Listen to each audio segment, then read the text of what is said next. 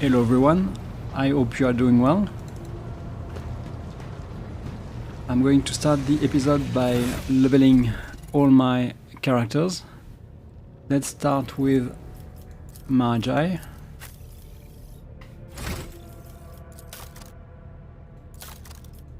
So, okay. So last time we did select create an opening with prey on the weak, and I'm going to choose coercion and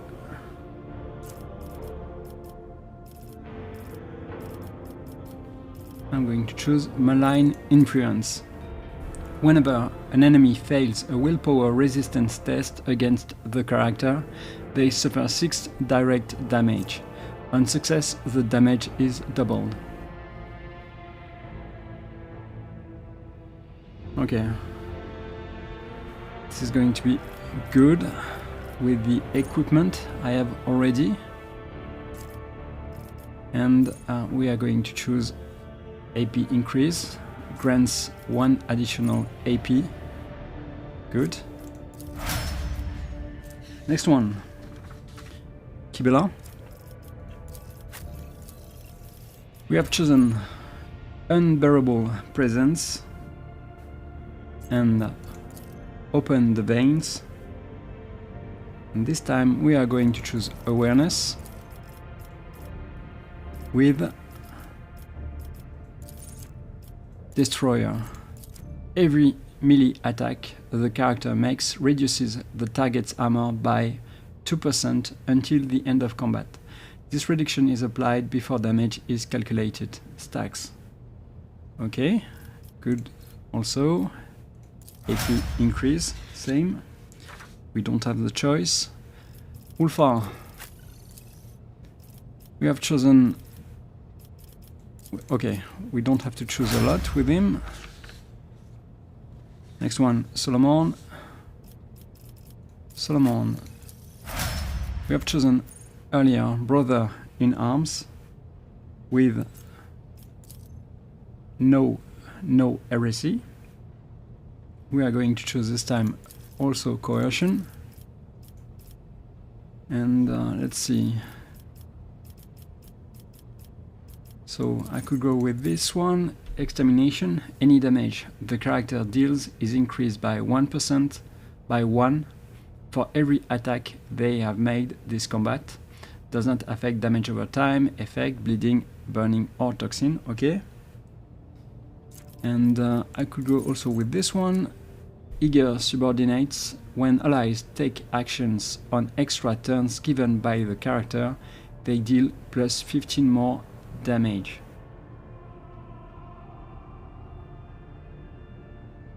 So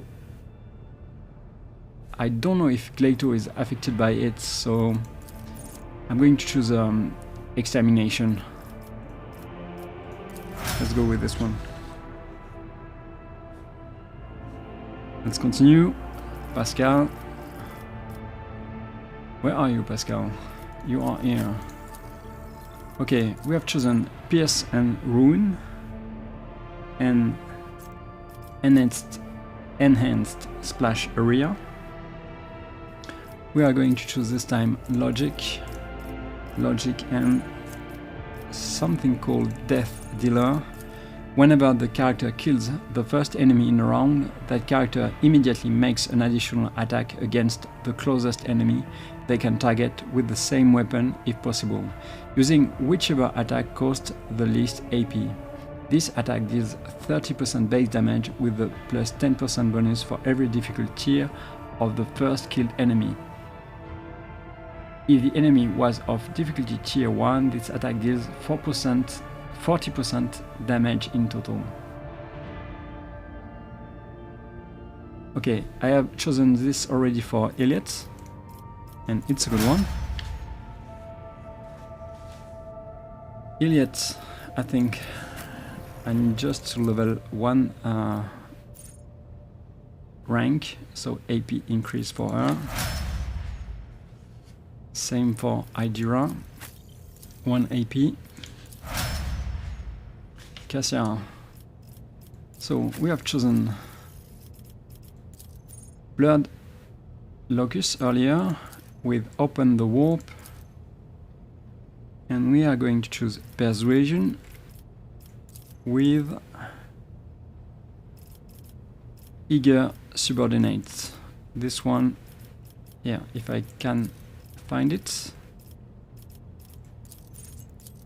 So this is really good, of course, with the AP increase also. Severan. So Severan AP increase, more damage. J, same, AP increase. Abela, let's go for the same choice. Not really a choice, but this is done. And now we can continue. So let's see where I was. I think I'm going to buy some goods. Not with this one. Okay, let's go with this merchant first. Let's collect this. And I think I want to see what I can do with the other one. So I could buy a few things. I don't think I'm going to do it because I don't really need this for now. Same, this could be interesting. Okay, select, okay. So before I do this, maybe I'm going to sell something, maybe this one. Yeah, I could sell this too. Add to cargo. Oh, okay. I guess I could sell this too, but I don't want to do that for now. Yeah, this I can sell, I think.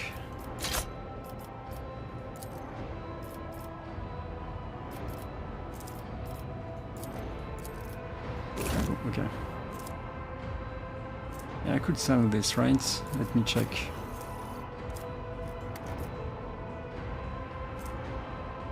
Yeah, I mean, I'm going to keep it for now, but don't think I will be using it. Okay. Let's talk. Too generous. Let's try to sell a few things to get the helmet for Idira. Okay, so it's not going to work. It's not going to be enough. So I don't think I'm going to do it. Let's see what I can do over there. Okay, I can trade this, I guess. And we are done. Let me see if I can speak to someone else. I think I'm going to speak with Kibela, maybe.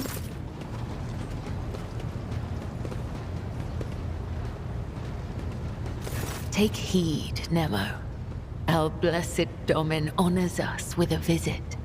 The one who delivered this ark from the curse of your existence. The malformed skull in Kibela's hands has been polished to a pale sheen. Its empty eye sockets pose a question that can only be answered in death. Some of my companions have accused me of turning away from the Emperor, but not you. Why is that? I am your shadow, Domin.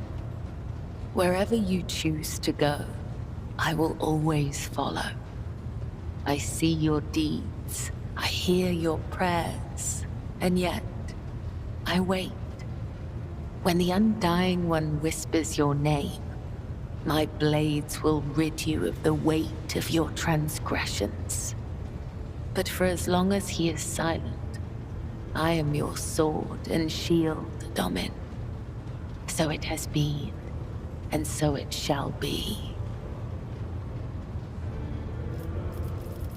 I must take my leave. May the Undying One shroud your footsteps from the faithless. Okay, let's talk to Idira.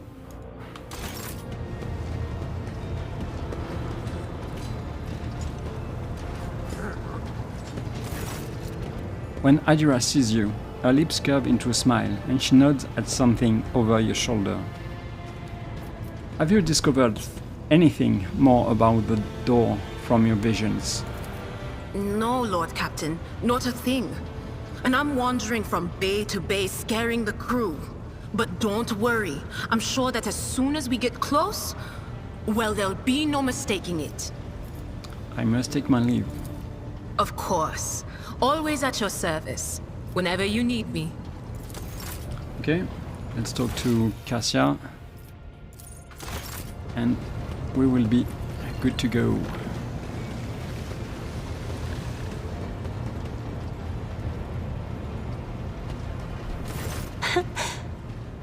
Words cannot describe how boring the bridge is without our stimulating conversations. What does your special sight reveal? Too many colors. The hues flicker and intersperse, merging into a single wave. It's about to crash. Forgive me, but I cannot satisfy your curiosity at this time. Perhaps later. This is where I must beg my leave. I have enjoyed your company. Thank you for the conversation. I'm not sure you did, but let's continue. So let me check my frigate, the Lex Cineris. I can repair the hull. Let's do that now. It's repair. And let's go.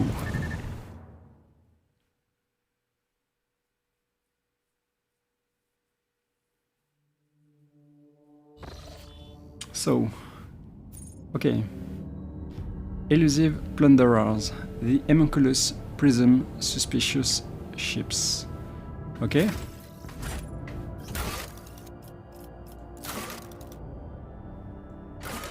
Is it a rumor? Yeah. The ship's finest minds spent many watches trying to understand the purpose of the bizarre prism found in Comorag. The researchers were lucky to activate the object only once. Unfurling in an array of petals, the prism reproduced the holographic image and coordinates of an ice planet in Langren's belt, before snapping shut once more. Let's go. Let's visit the place then.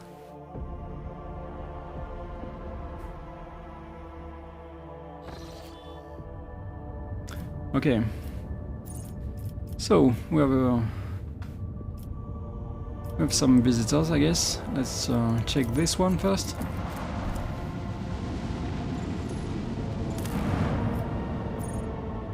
Okay. Immediately after the ship approaches close enough to the planet, the strange artifact from the homunculus laboratory activates, trying to receive the incoming signal from the planet's surface. The black faces of the prism have started to emit a pulsating lilac light. The Augur team reports that the source of the signal is a small beacon which cannot be studied from orbit. A group of living organisms is detected around the beacon.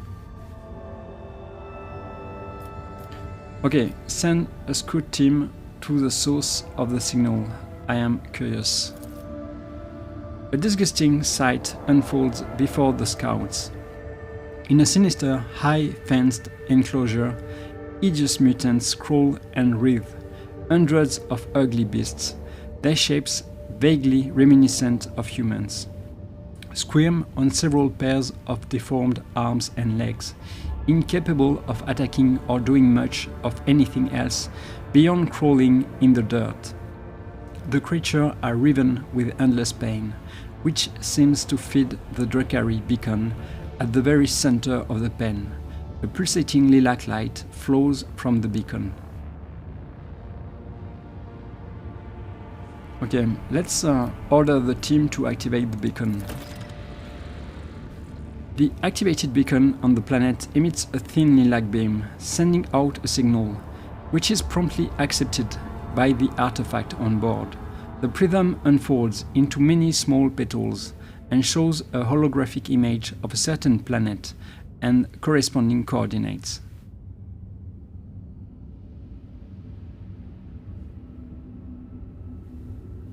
Okay, let's choose 2. Order the scouts to bring the beacon to the ship. In response to the beacon's attempted removal, the collars and chains binding the mutants together suddenly activate, emitting a series of destructive impulses that slowly inflate and explode the beasts one after the other. In nightmarish agony, writhing and shrieking from unbearable pain, the homunculus victims are finally granted their death and long-awaited freedom. I guess we are done. Okay, this is done. The plundered void station. Let's go over there. Let's say hi to the pirates.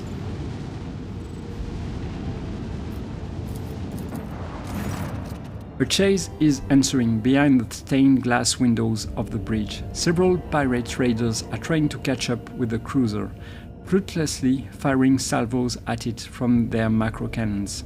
The officers of the Ogre crew report. They are chasing the elusive Contempt. It's a legendary pirate flagship that has been plundering cargo ships around the Expanse for several hundred years, masterfully evading patrols and escaping unpunished with the loot. Shelby, the proto-speculator, the elusive Contempt's captain, addresses you via Vox.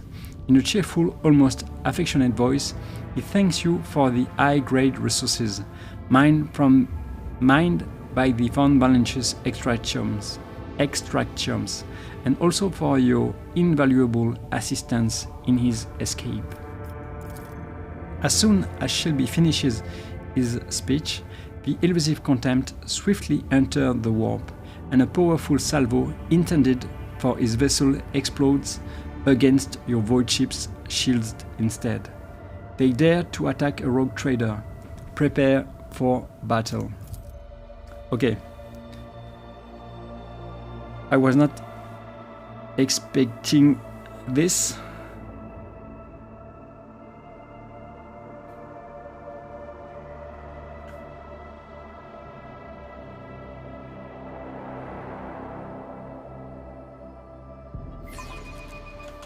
They don't know who they're dealing with. Okay, so... Okay. Oh, we can fight you. We can fight you.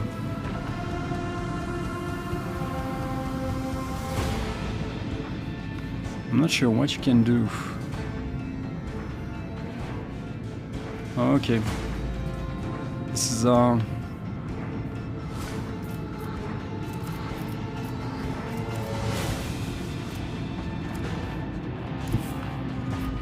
okay, let me see.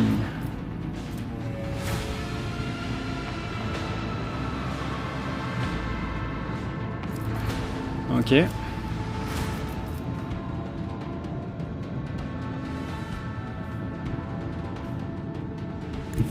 Let me see.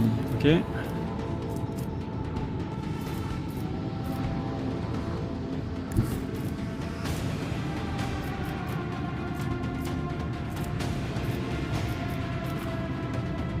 First, I go there, I guess, I think. Okay.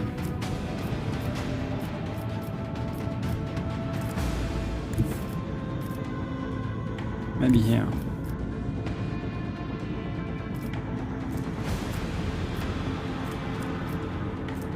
Okay.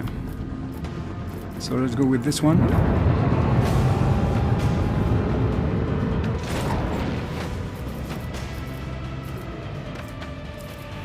Okay.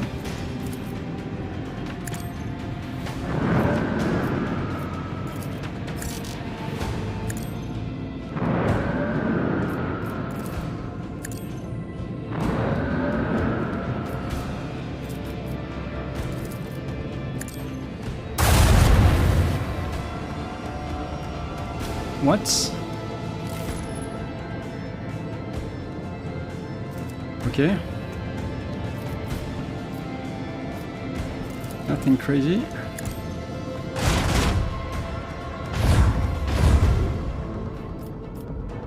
Let's start, I guess.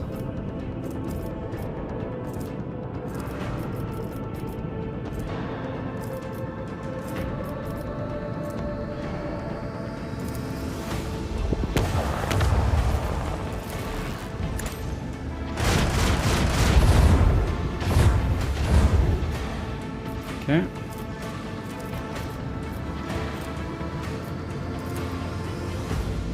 Can I do this? Yeah, but if I do this, no, it's not going to be interesting enough, right?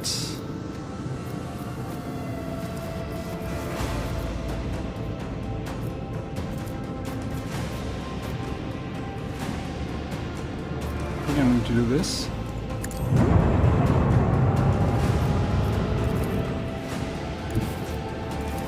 Yeah, that's enough.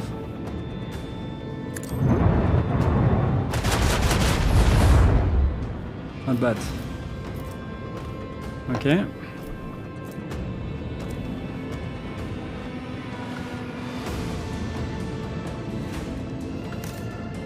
So,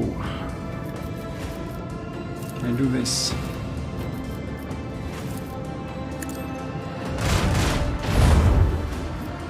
Okay.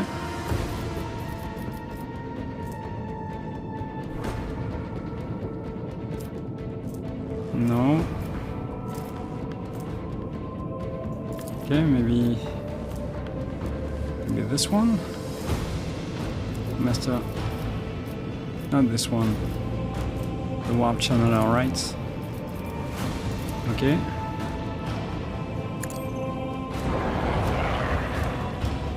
Not bad.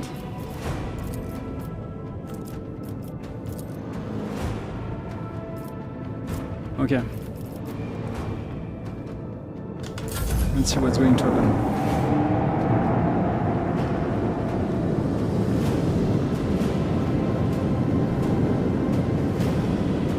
Already dead?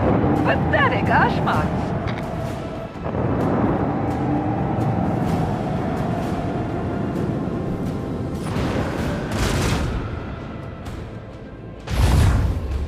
Okay.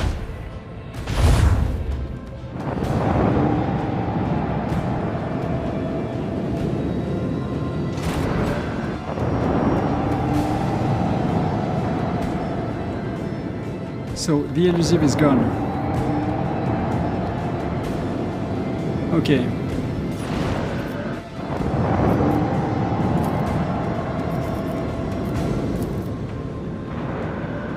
I guess it was a mistake to do this.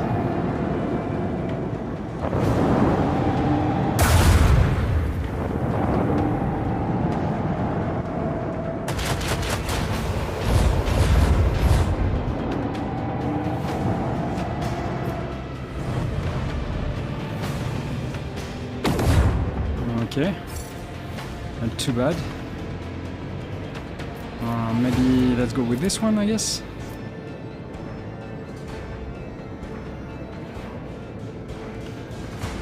I don't know.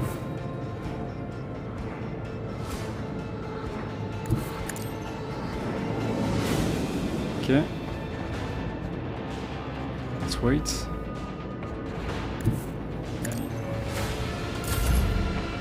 Okay.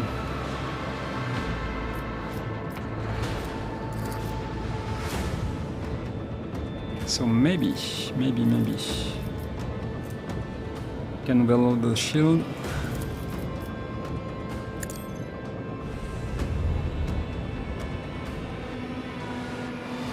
Okay.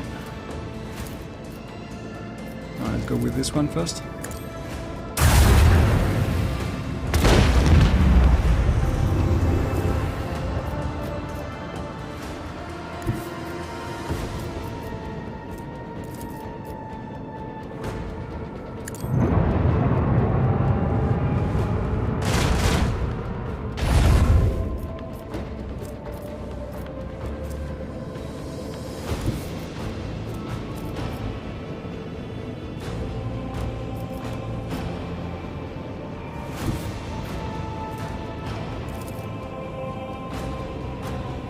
if I go there, I think I'm going to be okay.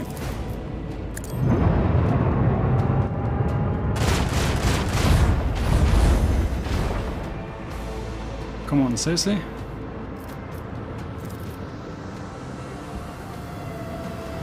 Okay, what is it? Okay, he's... Yeah. I'm not going to let you go, but I'm going to do this.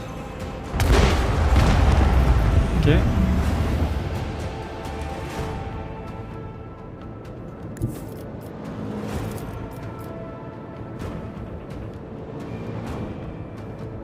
Should be okay.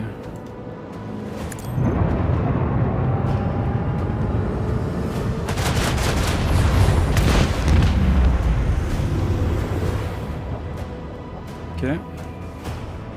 Not bad. I guess I'm okay.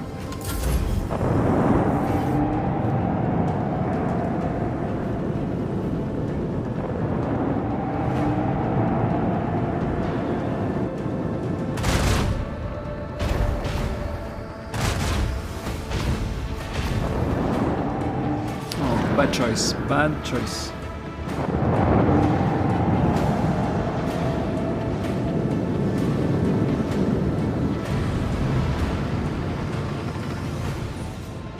Okay.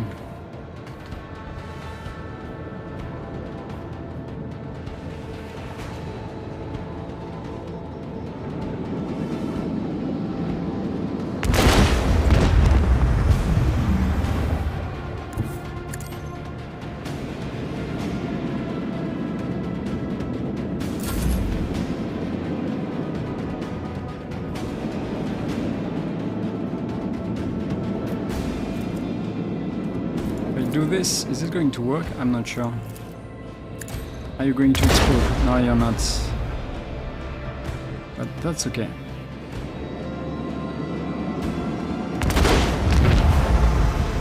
Okay. Okay, swing. Let's try to do this, maybe.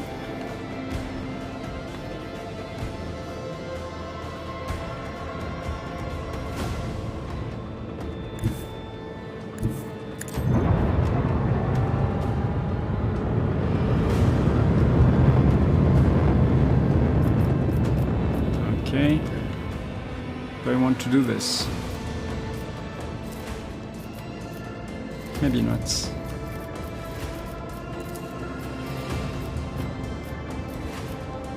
Okay, that was maybe a bad idea.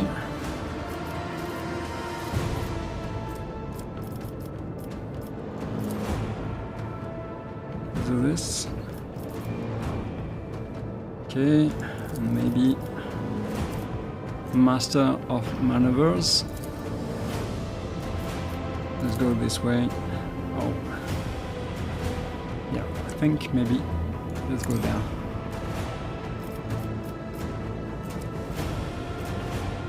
Okay, and I think we are done.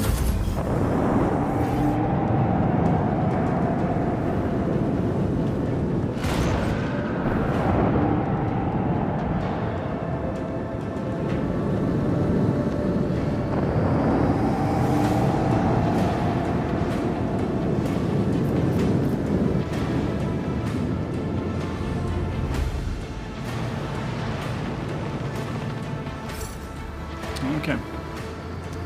So, you are gone.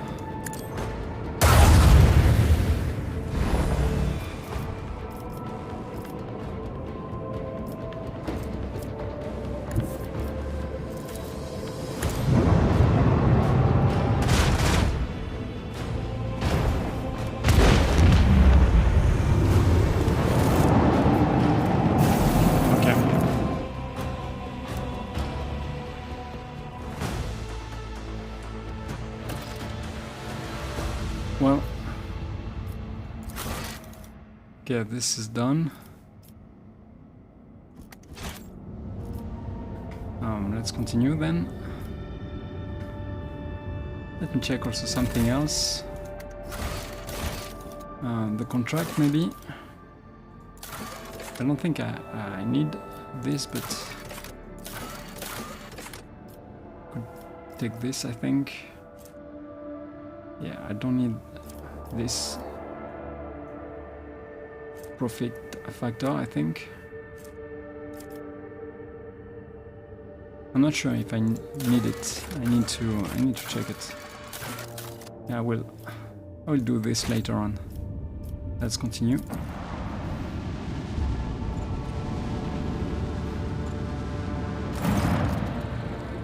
On the edge of the system, a few crippled xenoships barely visible in the darkness of the space huddle together.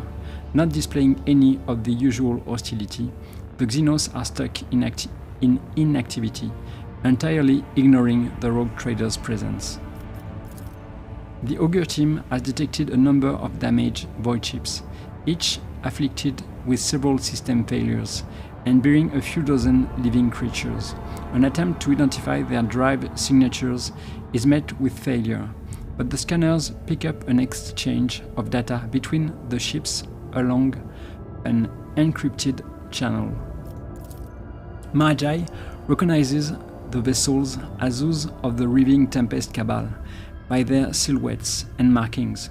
The news that his Cabal's warriors survived their insatiable kin's bloodthirst fills the Xenos with a grim resolve. Magi turns to the rogue trader with a demand to leave the detected ships unarmed. The Xenos yearns to meet them in person. Okay.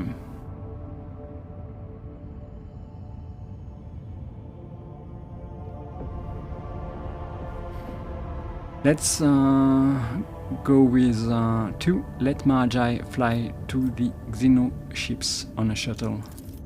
The shuttle carrying Magi returns so quickly to the rogue trader's vessel that it is impossible to tell whether the Xenos took part in failed negotiations or participated in a violent and impetuous duel. Offering no comment, Magi turns to the Lord Captain with a categorical request: help the survivors and let them go.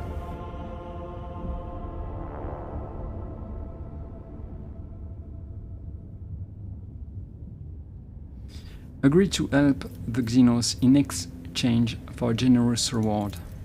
Officers sent to oversee the trade alongside Magi report that the exchange was successful. Some uncooperative Xenos were against it, but Magi's deadly hand took their lives before their arguments gained any weight. Good. Okay, let's leave this place.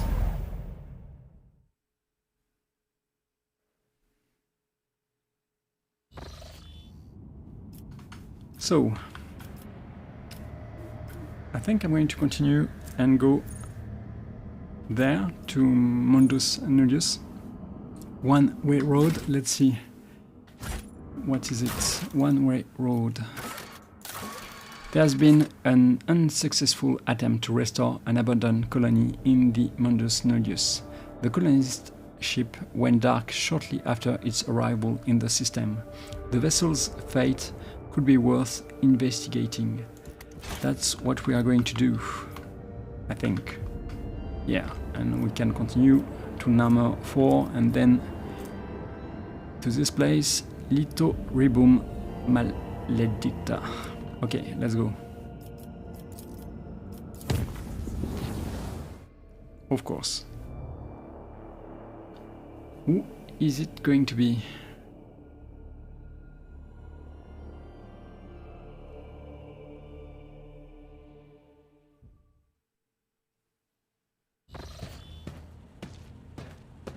Lady Cassia. Severan, how wonderful it is that I have found you here. Uncontrollable anxiety washes over your body, causing you to lose your breath. Cassia notices this, closes her eyes, and you are released from the grip of emotions that are not your own. Please forgive me. My powers are sometimes too insistent in their attempts to break free from my control. You have made great strides in learning how to keep them at bay. I commend your perseverance. I came to deliver good tidings. I have spoken with the house's navigators through the Atlas. Of late, I can feel with increasing clarity how our connection is growing stronger. Despite the descent in its midst, House Orselio has been able to keep a precarious equilibrium, thanks in part to your unexpected arrival on Urak 5 and the resolution of the conflict at the Dargonus reception. Not all Orselios concur with your decisions, but none can deny the impact that you and no one else have had on the house's present state of affairs. Cassia nods gratefully, lowers her gaze, and clasps her hands together. There is more I wish to tell you. It is about the visions that I come to experience at an increasing rate during warp jumps. The same visions come to me again and again and again. It is as if I am going mad. For you see, these visions are about me, the Atlas, and Tisiphone Orselio, the house's previous novator. I have seen Tisiphone's experiments, the ones that involved the navigators from the Cetala branch, which she was rumored to have destroyed for disobedience. But the visions told me an altogether different story, one where the Cetalas helped Tisiphone create the Atlas, and they vanished immediately after the experiments were done with. Perhaps I know I can find the way to the palace of the Atlas if I recreate Tisiphone's journey from my visions, a real palace, not the psychophysical illusion to which the Orselian navigators can reach out. I have always had a feeling that it truly exists in our world. Now, however, I know it with absolute certainty. What else did the visions tell you? I saw Tisiphone experience an epiphany in a dream, just like my visions came to me on our travels through the warp. She beheld a planet hidden behind rolling warp storms. The world promised her great power, so Tisiphone gathered the Cetalas, her most devout followers, to go on a suicidal journey through the tempest. I know not the details of what happened on that planet, but it was there that the Cetalas sacrificed themselves for an experiment of some kind, and it was there that House Orselio obtained its Starway Atlas. For the first time ever, I have an opportunity to find answers to the questions my mentors so deftly avoided. Why did Tisiphone choose me? What is the Atlas? Is it true that House Orselio's past is drenched in blood? Please, Seran, do not snap this tautly drawn string of destiny, my destiny. Journey with me in Tisiphone's wake to the distant stars. Okay, let me see what I can reply.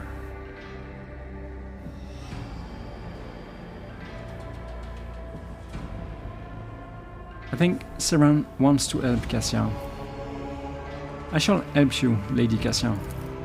Cassia breathes a sigh of relief, but the look in her ruby eyes quickly darkens again.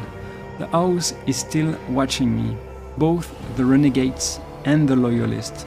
I doubt that any of them will agree, even to a brief armistice, for the sake of learning the truth about the Atlas origins.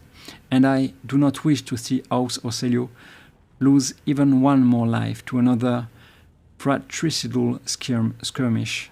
No, I shall go after the answers about our past on my own.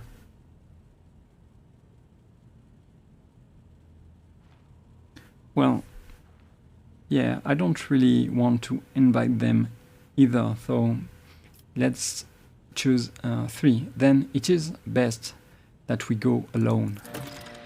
Cassia's shoulders relax a little. Thank you for your understanding, Rogue Trader. And now permit me to take my leave. I must start preparing for the journey. From what I have been able to glean, we must first travel to the Her ruby red eyes widen in astonishment. The Orcelio prophecy system. Odd that... Could it be that the historical records are lying? And Kelaine Orcelio is not whom the star system is named after? Either way, that was the system from which Tisiphone embarked on her journey. And we are going to follow in her long forgotten footsteps. Let's go then. Let's talk to someone else. Maeve. Let's try to get a recaf. A frost recaf. The cane spice sweetens it, and the whipped thin milk gives it a special hairy softness. A sip of bliss on even the gloomiest of days. Okay. Let me see if I can say something else. I can, but do I want to do it?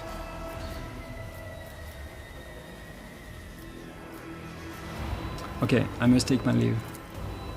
May the God Emperor protect you on your journey through the starry sea.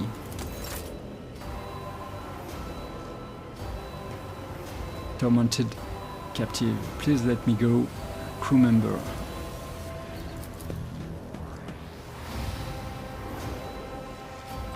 Okay, let's go back. And let me check something else. Yeah, I wanted to check how much profit factor I need. Okay, so let's try. Okay, you only need 100. Okay, I'm way above.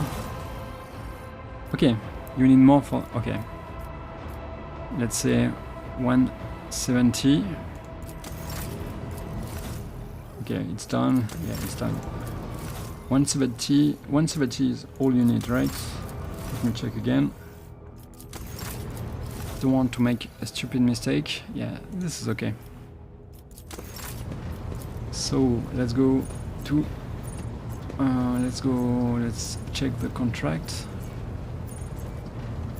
Cargo management, no? Okay, I need to do this too. Okay. Okay, I don't want to do this.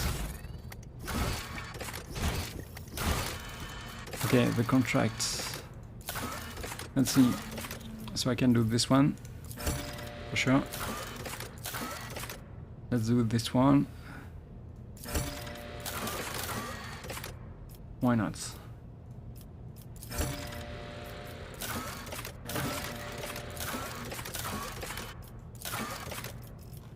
Okay, that's enough for now. Let's see if I can do something else over there. Janus, nothing. I need to go to Janus. Okay, Dagonis. Terrible news from Dagonis, your lordship. Your vigilant servants have discovered an abscess of treachery on our capital world, one that has grown far too large and could rupture at any moment. The informants report that the group, known as the Foreman clan, is actually a cover for a horrendous cult of genetic aberrations, who currently have their people in every echelon of the hive. They are traitors to the purity of humanity, traitors to the creed, rebels and heretics. Let's do something about that. Apparently, their unholy sermons speak of the three sorrowful phalanges of a finger pointing the way to retribution and unity. What exactly did my people find out? One tenacious clerk from the administratum questioned the authenticity of the reports coming from the ruins of Scipion 84-249. He personally observed the debris removal and entered the lower levels of the fallen hive. There he discovered signs that proved Scipion had been infected by the gene plague. Thousands of corpses of the extra-armed abominations had been buried in a mass grave. He also found the remains of Achilles Scalander's people. It seems that they had noticed the signs of corruption, and the traitors, aiming to cover up their crimes, buried their misdeed under the ruins of the hive. On the way back, the clerk's transport was destroyed, but he miraculously managed to survive. Now the heretics think that they have covered their tracks once more, and so they continue their plots, oblivious and unprepared for our attack. Okay, what is this mutant plague that has affected our capital? I think we know the answer, but anyway, let's ask. An horrendous distortion of the human form. It seems that they spread their poison by biting and enslaving their victims. Some of them are undistinguishable from normal humans, while others are disgustingly ugly. The heretics hide them away from prying eyes. They seem to be connected by a common consciousness and are absolutely loyal to the despicable cult. The astrobatic war master of Dargonus has suggested that the cult may be behind the extermination of the psychers on the planet. He can sense the ghost of a powerful consciousness of some sort. The astropaths we have forced to serve on Dargonus are afraid. They do not wish to become a living shield if the enemy launches another psychic assault at us. I fear that this line in our defense is quite fragile. Do those abominations look like the ones on my ship? The same cursed brood? I am afraid so, your lordship. The descriptions from Dargonus are quite similar to what we have witnessed ourselves. The same deformities, the same underhanded tactics. Either they are kin to our aberrations, or they are another branch stemming from the same full root. The Foreman clan is a cover for this disgusting cult. Indeed, they probably began by recruiting workers. It is easy to blend in with the laboring riffraff.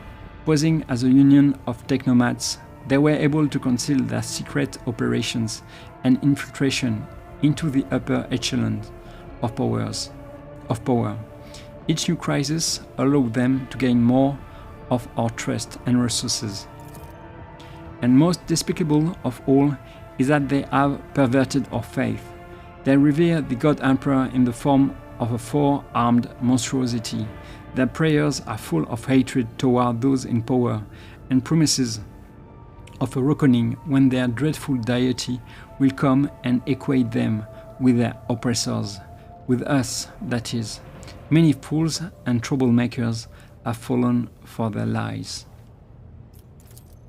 Living in the secluded labor settlements of the Rhine Scipion, they could act with impunity, but at least it prevented them from infecting the hives as severely as they could have done.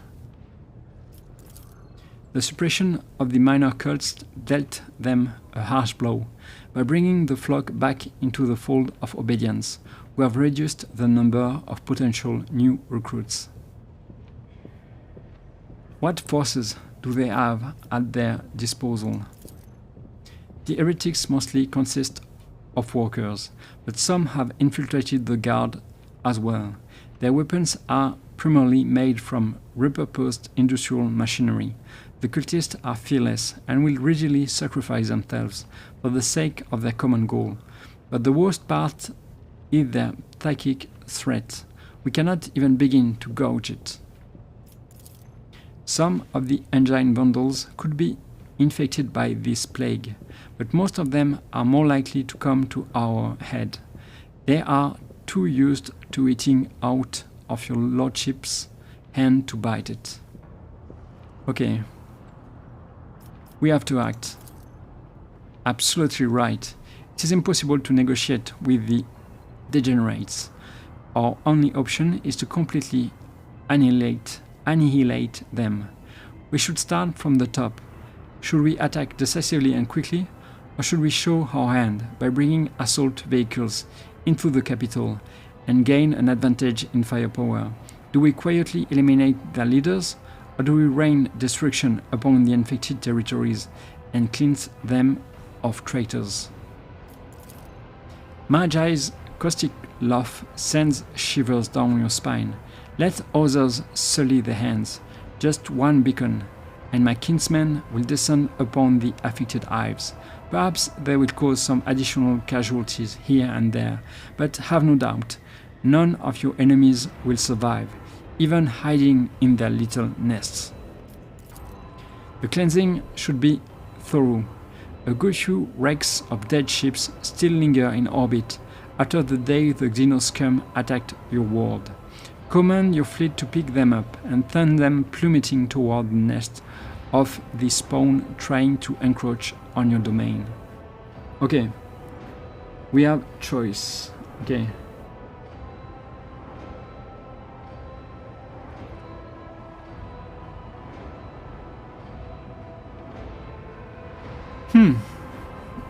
Okay.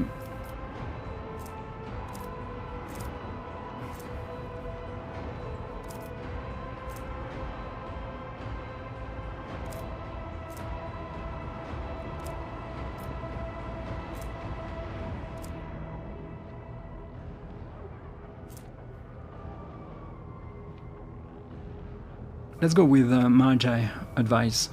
Magi, we shall feed the heretics to your kinsmen, and then we will finish off the disorganized enemy. I will tell you where the inactive beacons we can use are hidden on Dargonus. You thought that you had discovered all of my secrets, did you? At the appointed time, the undeclared war against the cult began. The leaders of the cult were quietly eliminated, all without lifting the veil of secrecy. The surprise raid of the Drukhari proved to be an excellent distraction. The heretics could not have guessed that this attack was being directed at the behest of the rogue trader, who had uncovered their despicable conspiracy. This attack granted the Lord Captain's servants some precious time. When the heretics finally realized that they were facing extermination, it was too late.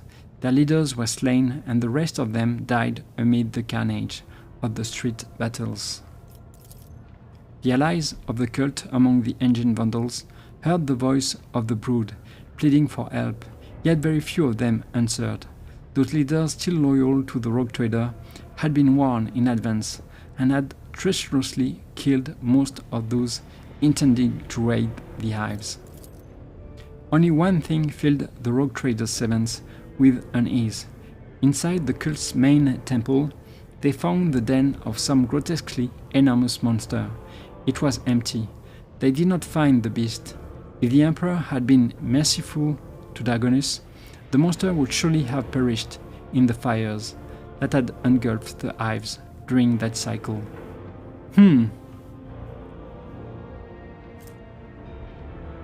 Okay, the wielder gains plus 20 critical hit chance against Xenos. It's not bad. End dialogue.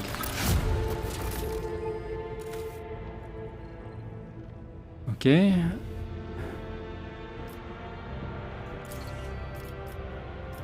So we need to continue. Vibro, okay. Wait. Can I do something else over there? I don't think so.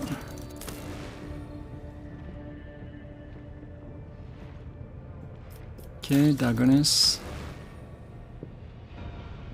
Okay, everything is done over there. Janus. Same here. Full stone. Okay. So let me check. No, it's okay. Okay, something is missing.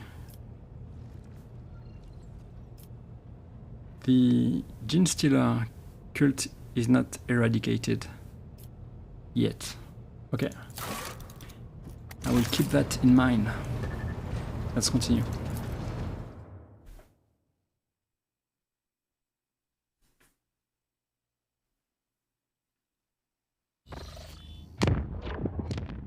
So let's go to Mundus Nullius. Let's see, one-way road. One-way road. There's been an unsuccessful attempt to restore an abandoned colony in the Mundus Nullius. The colonist ship went dark shortly after its arrival in the system. The vessel's fate could be worth investigating. Okay. Let's go.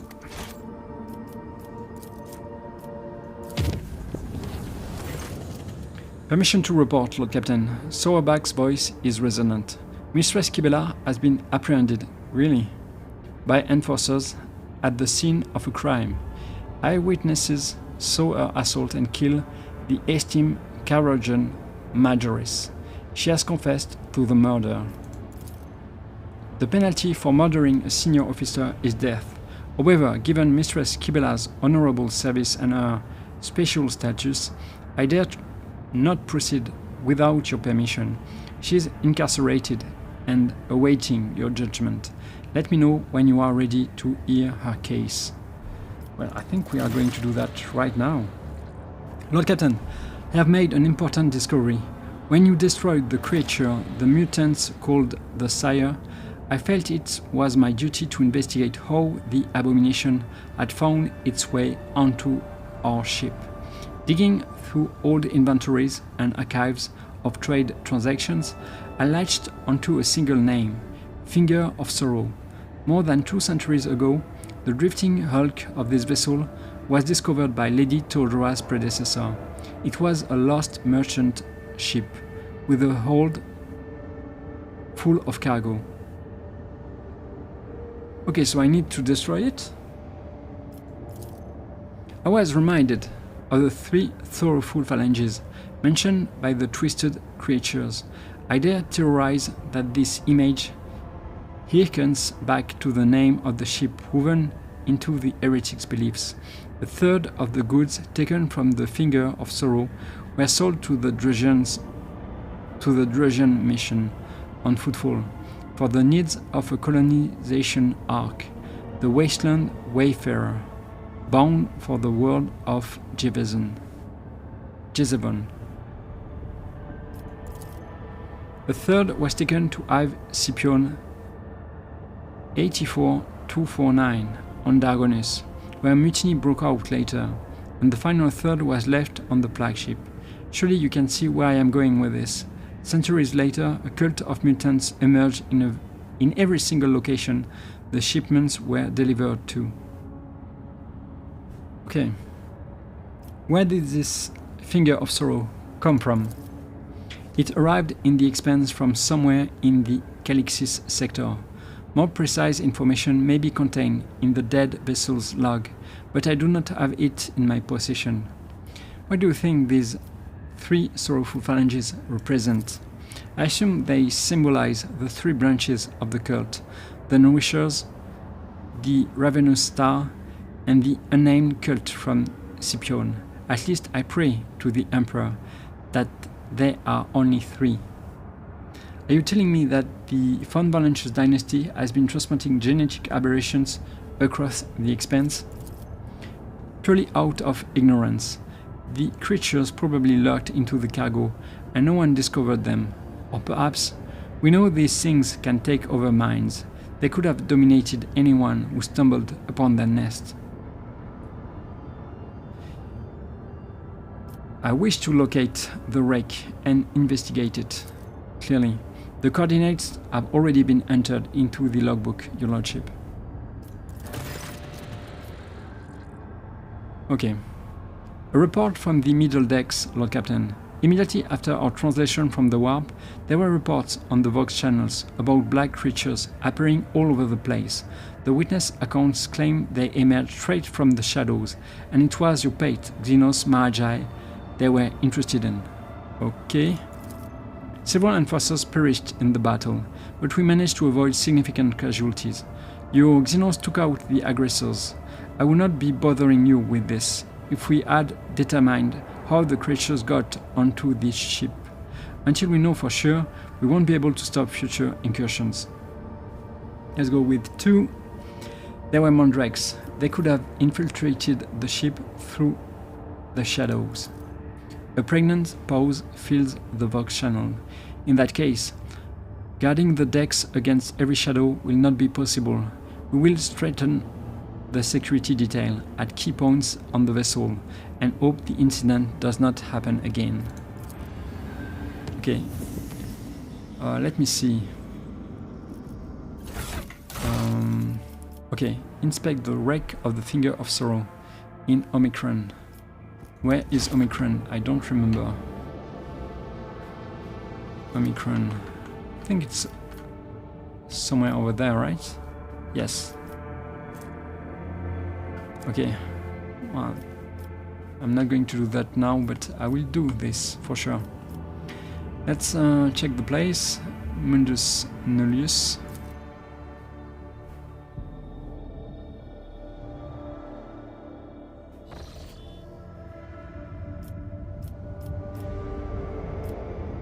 Okay, do I need plasteel? I don't really need plasteel.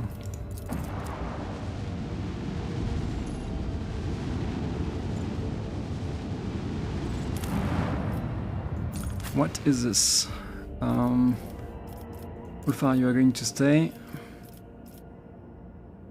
Let's go with maybe Magi. Why not?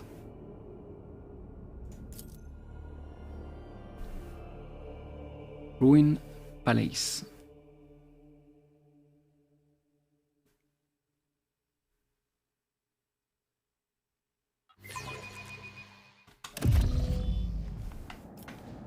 Okay.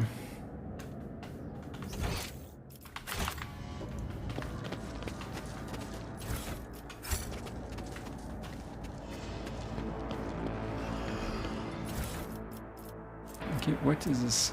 Symphony of Pain. The target must pass a toughness resistance test or suffer a random common negative effect for 2 rounds. Okay, not bad. Could be good for Kibela. The world will bow.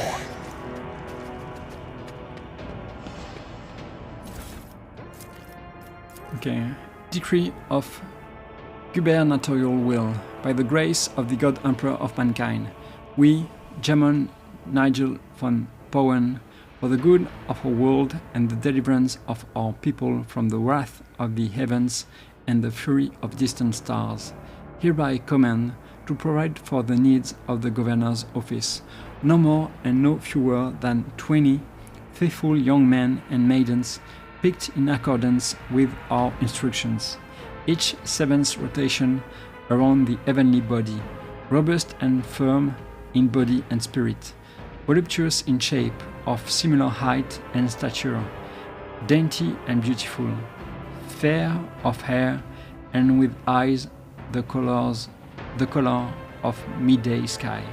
So shall it be. Okay. Let's see. Intriguing.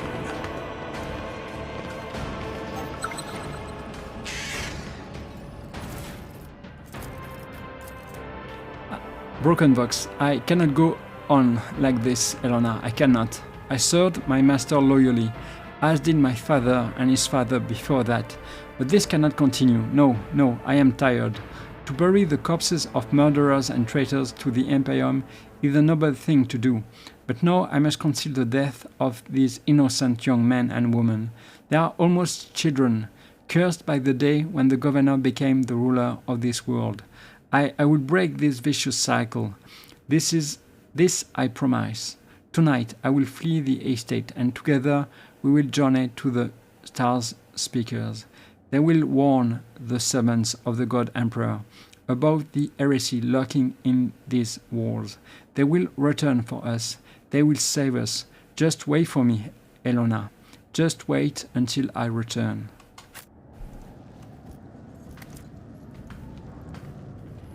I don't think you did. Must be my smuggler's instincts. Wait. What is this? Goods.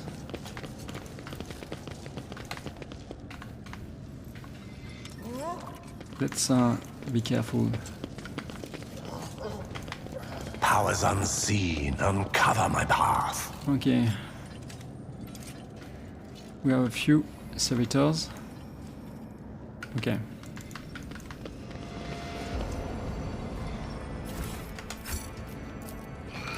One and it's done. The desiccated manuscripts date back a dozen centuries.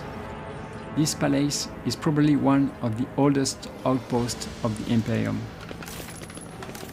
Yeah, it looks like it. Okay, Shroud of Dauntlessness. Whenever the wielder performs a heroic act or desperate measure, they gain 2 AP, 6 MP, and 8 temporary wounds.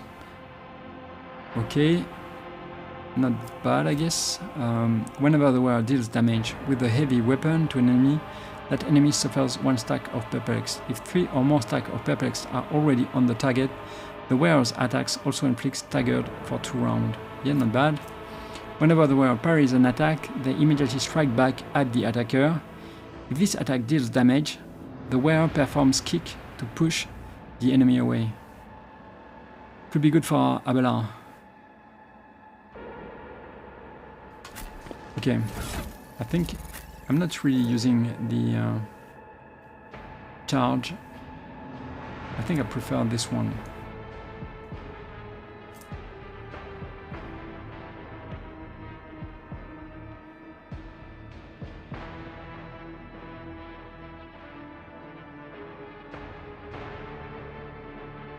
I think I'm going to choose this one.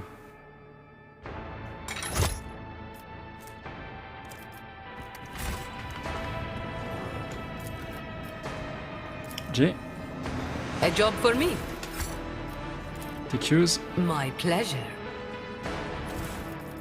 Okay. Symphony of Pain again. It's the same weapon. And Bonebreaker Maul. When you hit an enemy with the Bonebreaker Maul, the target must pass a toughness resistance test with a -10 penalty or fall prone and gain random trauma. Yeah, this is not bad. Could be good for Abelard. But what do you have? Is it... Okay, it's not better, right? I mean, in terms of damage, it's not...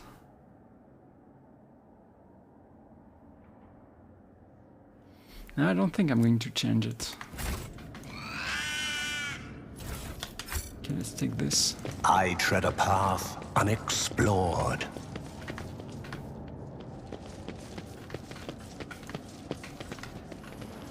Okay, they don't attack. Good. And done.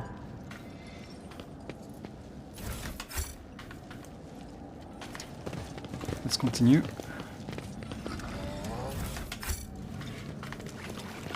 Okay.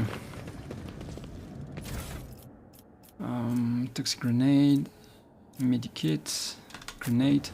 Let's see. Time to leave my mark upon the Did I mention Okay. that my whispers tell me jokes?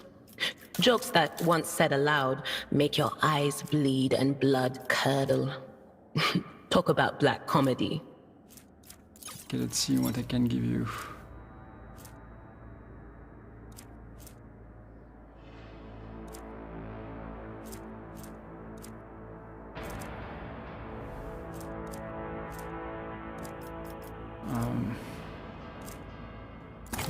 Okay, let's do this first.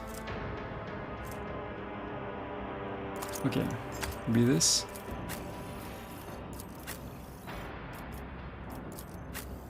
Okay.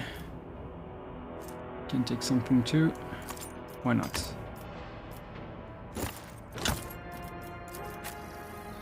Okay.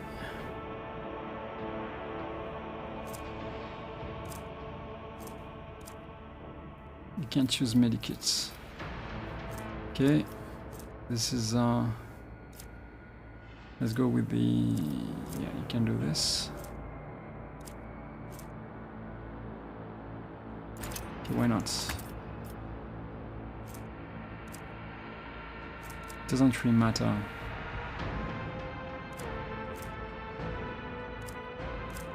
Okay, why not?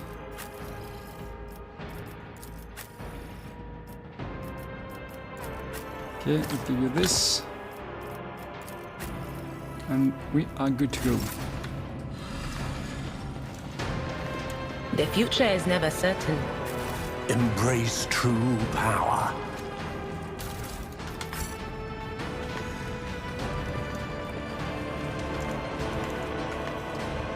I don't think they are going to talk to me.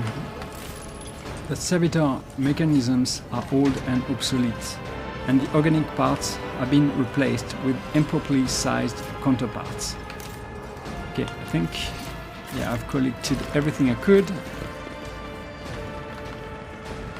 I can go anywhere else.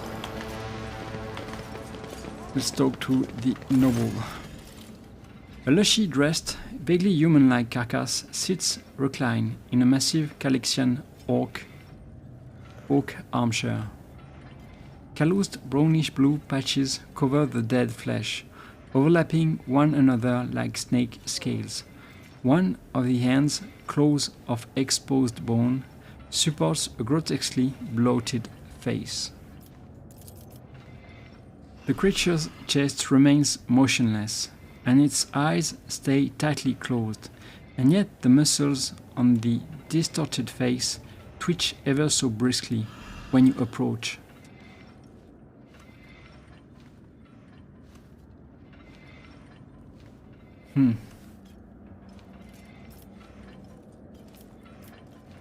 Who are you? Speak up.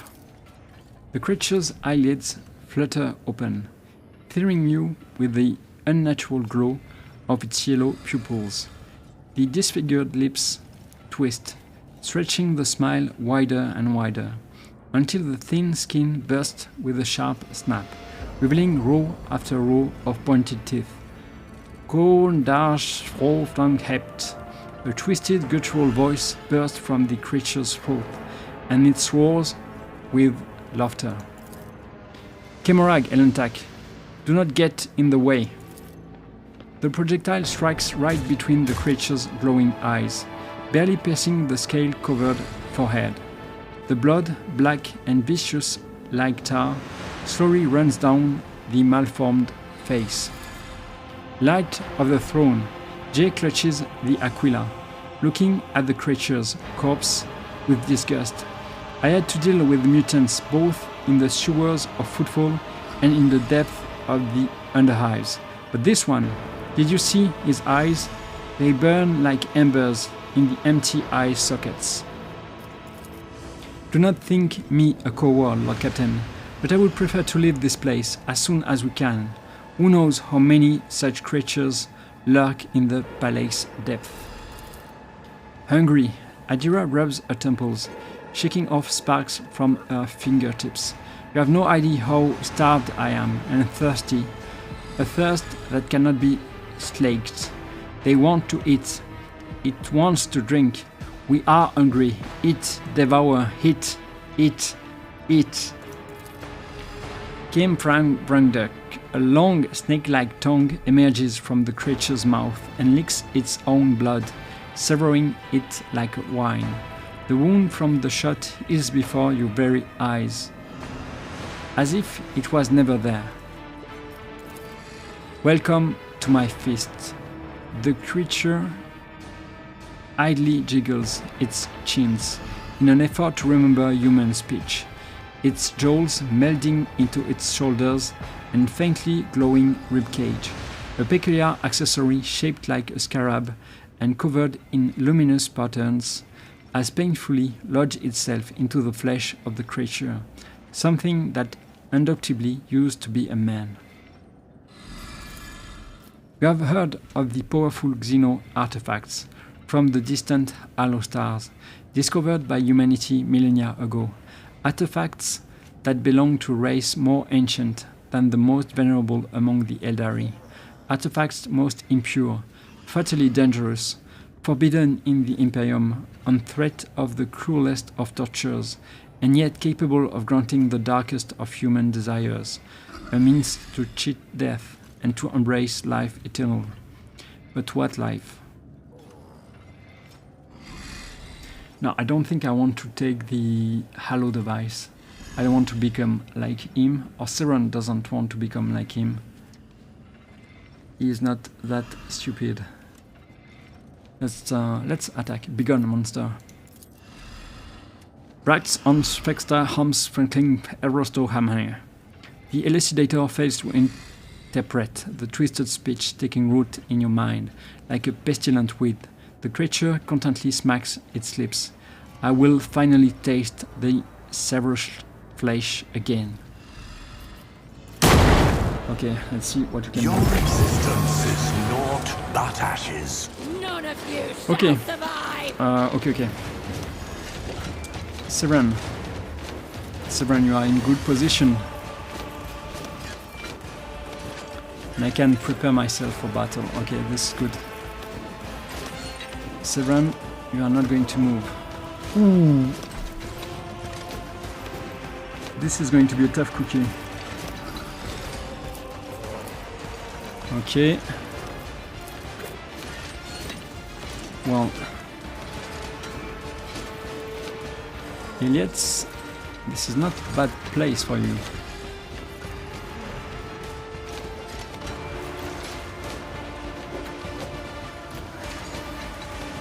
I mean, okay, Abelard.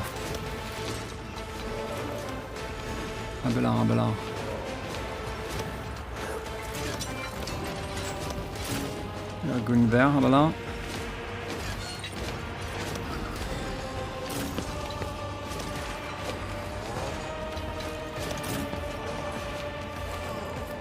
Okay, Ajira.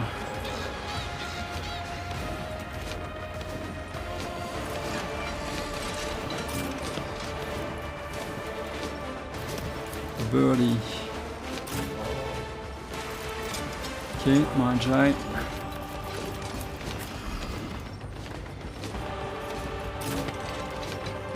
I guess J.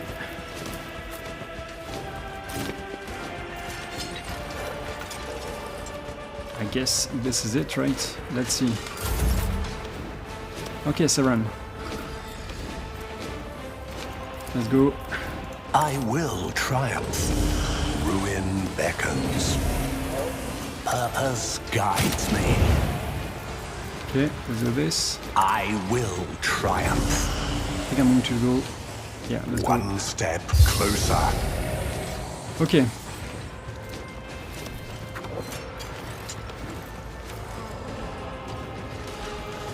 I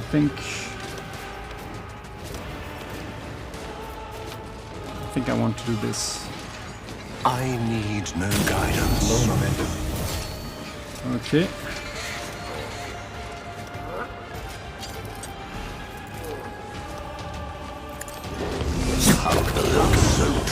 Okay, I was not expecting that. I thought it would be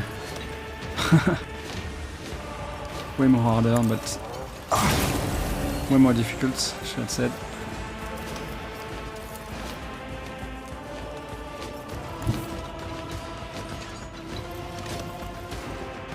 Let's go with this.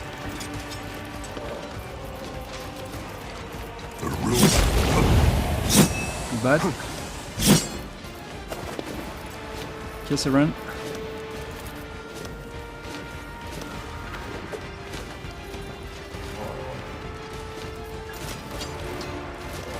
I mean, I'm going to fight you. Let's go with this. Okay. This is going to be a tough cookie. Okay.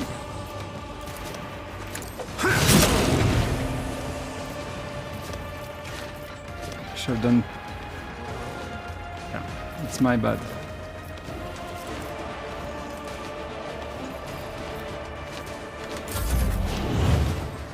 Magi.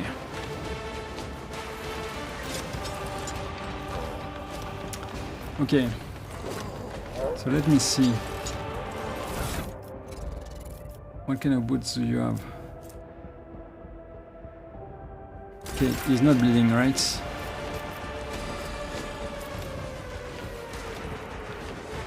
Okay.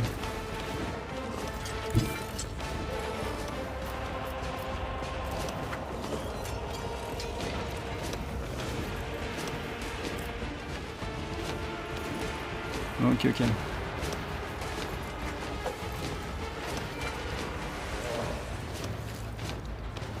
I'm not sure.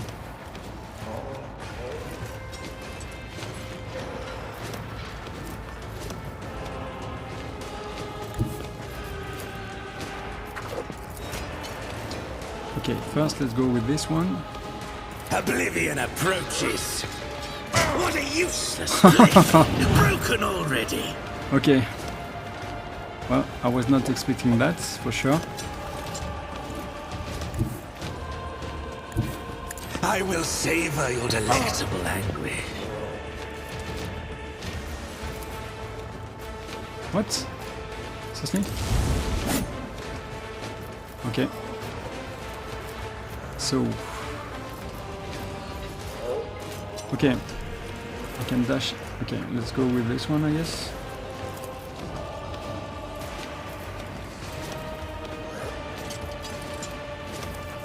Let's go with this one first. Behold, Okay. with grace and malice.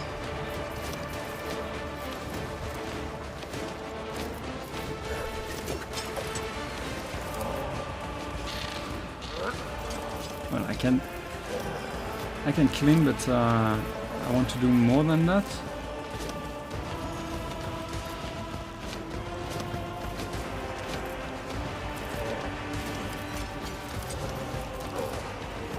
Okay, that's okay. It is a perfect killing strike.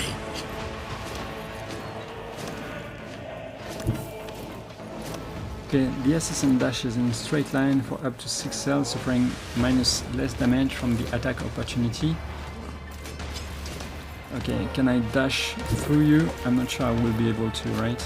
Yeah, I can. I yearn for agony. Not bad. I'm done playing with you. Yep, this is good.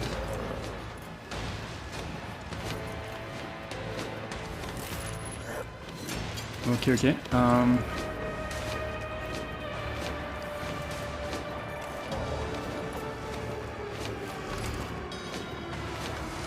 guess you can stay here. I will herd the prey.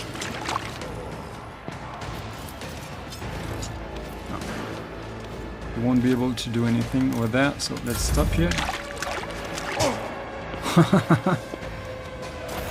Yeah, Maja is lethal, you could say.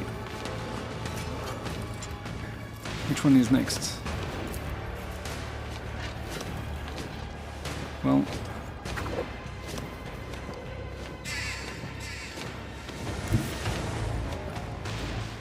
okay. I this one. move as if unseen. Okay.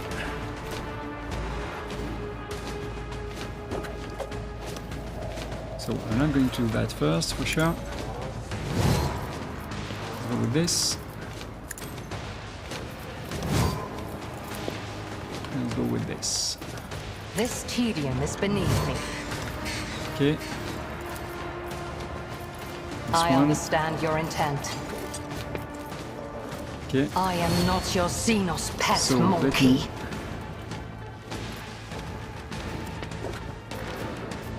Okay, 36.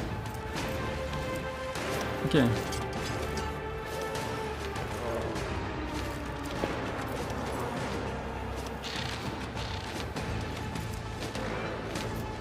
think I'm going to do this one, right?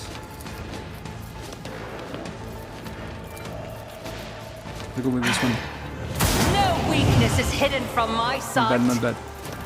If it serves your heart, deal death with my hands. She is strong. That's for sure.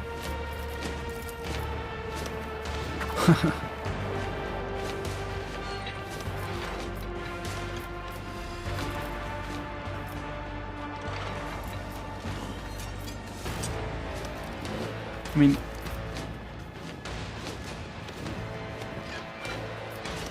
let's go with this one, I guess.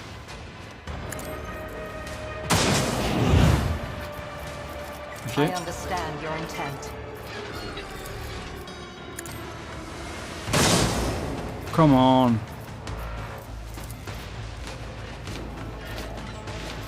I am not your Xenos pet, monkey. Ok.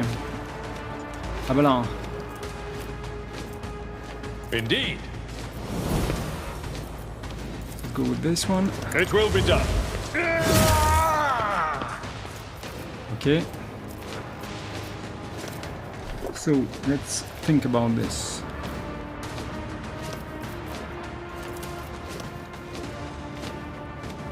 Could do this.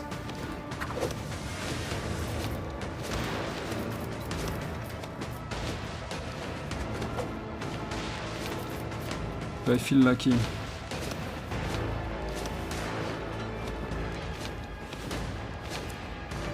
I don't think I will be able to. I could push him.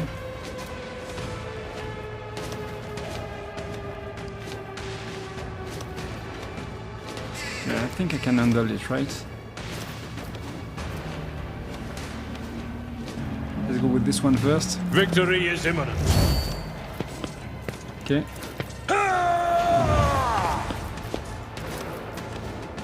It will be done. Pain and duty go hand in hand. Okay.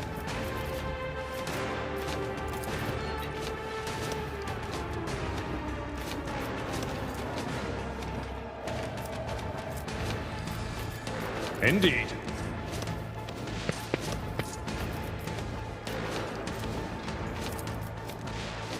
Yeah, I'm not going to be able to do this. At your beck and call. Come on. It will be done. Seriously? Victory is imminent. Okay.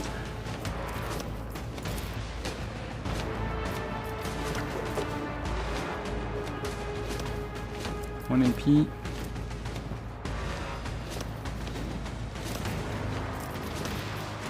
Let's go with this one. I will do my duty. I could do this. I mean, this is. I think I'm We'll going to do rule it. the stars themselves.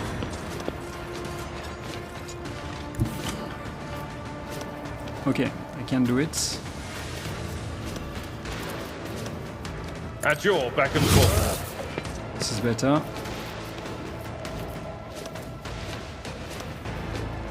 Maybe this one. It will be done. Okay.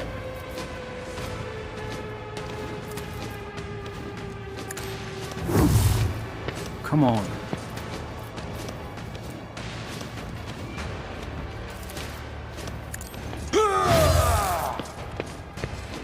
Yeah, it's tough. Victory is imminent. At your beck and call.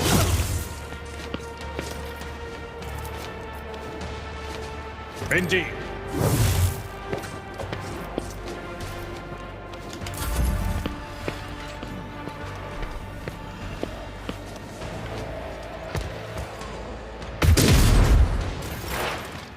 Okay, Hydra. Well, Hydra.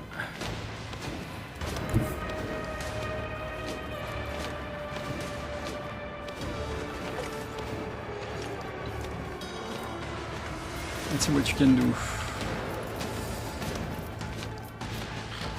First, can you relocate the bird over there?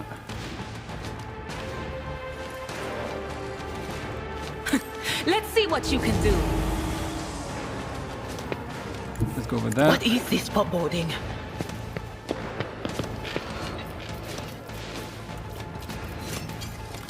Okay, strategic adaptation.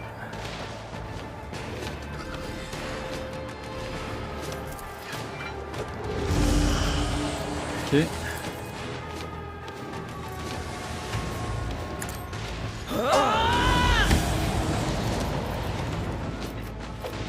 It's not going to work.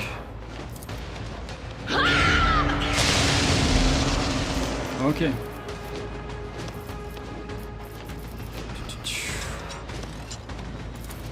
Well, I mean, I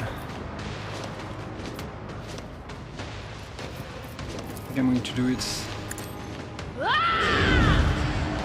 Okay.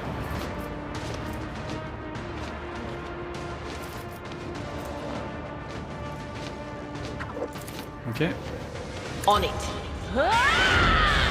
Why not? Was that you? Or She could use this, but I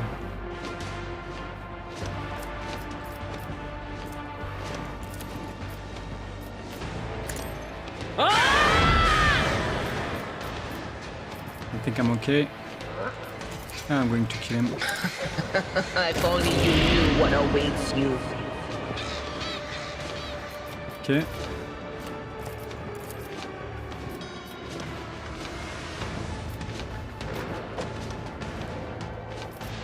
Let's go with this one. This tedium is beneath me.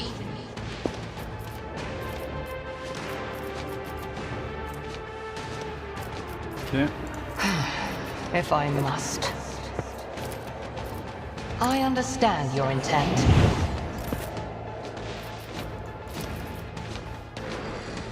Let's give him But of another course. stack. Okay. High momentum. Okay. So let's go Don't with get this. too cocky. Okay. I can do that with the right incentive. More damage. Yeah, let's go with this one. Tell me, and it is done. This is okay. Am I getting paid for this? So.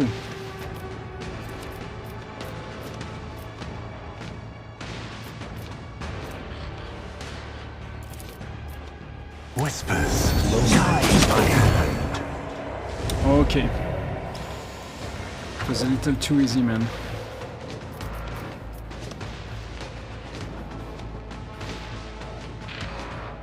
Okay, only 2 remaining, and they're pretty far. How much? Yeah, 5 of it. Okay. Could be able to, I mean, can I target you? I can. Laughable. So, I don't know. Your efforts amuse me. Okay. So I have 5, right? 5. It's this is yeah, I'm going to waste it, but I'm going to do it, right? One step closer. 2, I need no guidance. 3.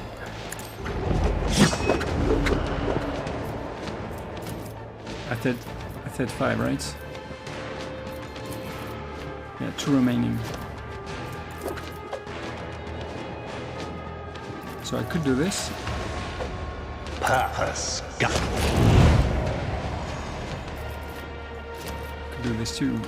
Just need to. Yeah, I don't have any movement.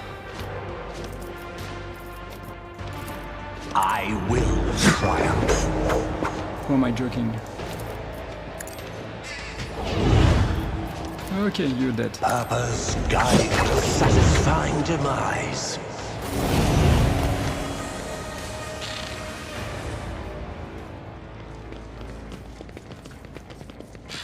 Let's see.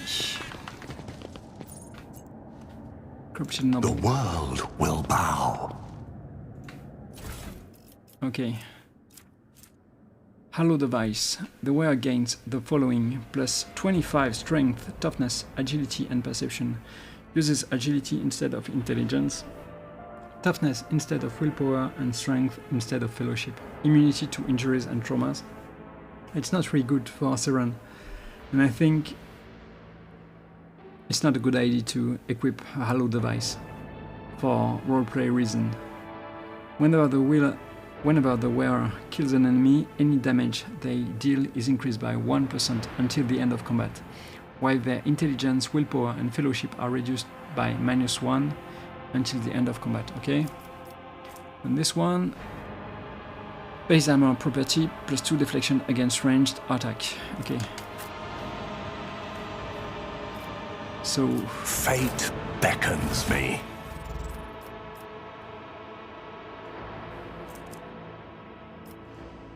I could try to equip it, just see what's...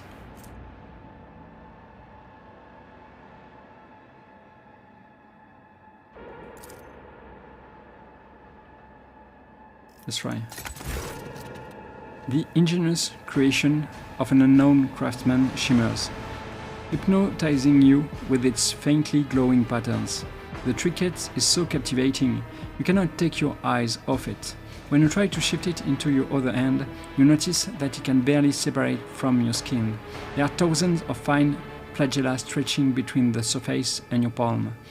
You tear the device off with effort, and see countless tiny droplets of scarlet left behind. Iliad looks at the object in your hands, and shakes her head with concern. Get rid of it, Elantak. This creation is a fruit of ancient and twisted minds that tempt the weak with the promise of eternal youth and life unending. You have seen the price it exacts with your own eyes. She is right. Magi slightly narrows his eyes. I have seen similar devices among the trophies of the Cabal. I do not know who created them, but it is hard to deny their devious ingenuity. In exchange for immortality, they turned their prey into something similar to what inhabited these chambers until recently.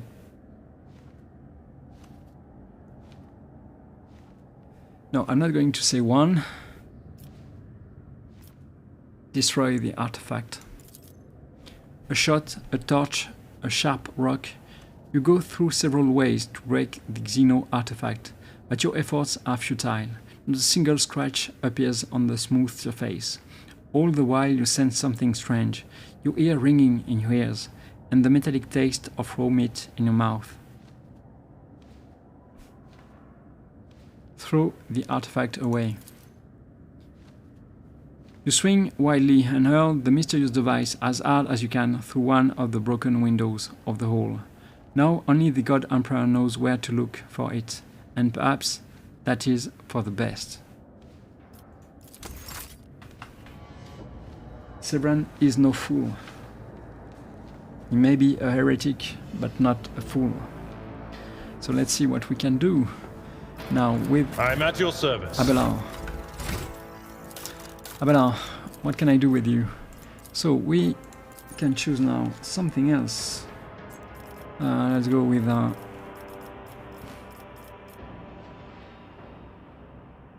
what am I going to choose? Let's go with open engagement. If there are no enemies adjacent to the warrior at the start of the turn, the warrior's damage is increased by 14 for one melee attack. Okay, and Carus. J. So J, we are going to choose Focus. Whenever the officer uses an ability on an ally, that ally gains a bonus to their perception and ballistic skill equal to 6. These bonuses stack, but half of the stacks rounded up are lost at the end of the target's turn. Let's go with Lord Xenos 2.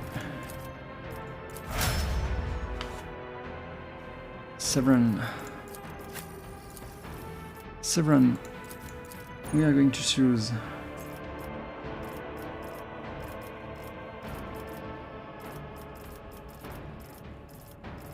what are we going to choose?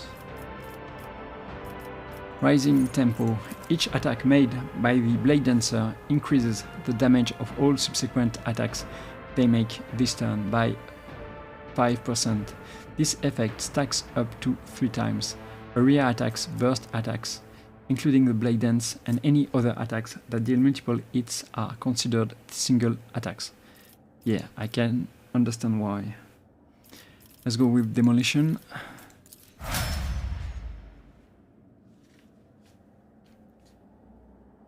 Okay, Cassia is not with us, for now at least. Idira. We are going to choose. We are going to choose something called passive learning. On their first turn in combat, the operative randomly distributes the same number of exploits as when using analyze enemies among all enemies in a 10-cell radius around the operative. At the start of each of the operative's subsequent turns, they distribute half as many exploits, half the base amount, among all enemies in a 2-cell radius around the operative. And let's go also with Lore Xenos.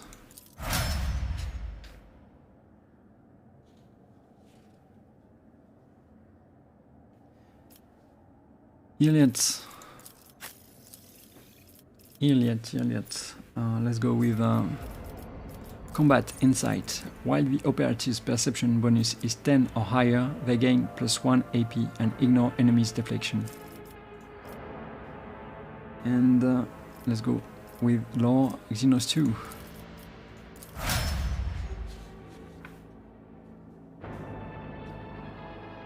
Pascal is not with us.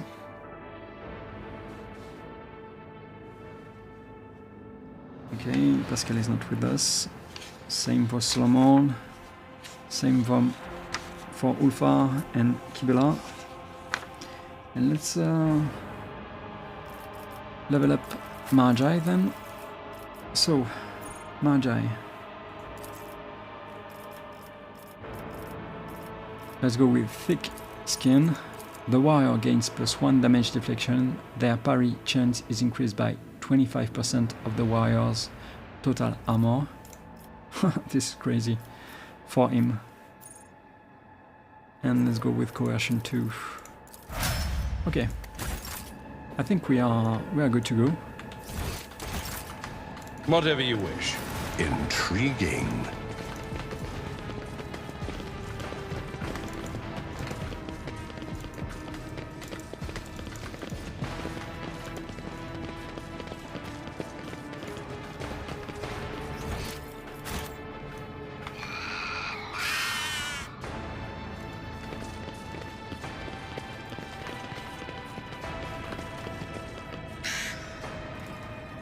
Okay, yeah, I come from here. Okay, everything has been collected. We can go.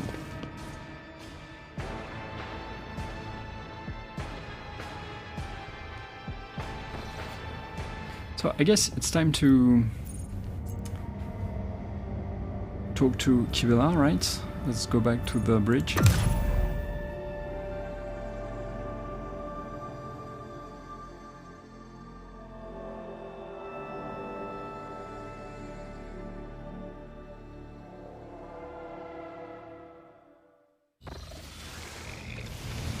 Kibela, where are you?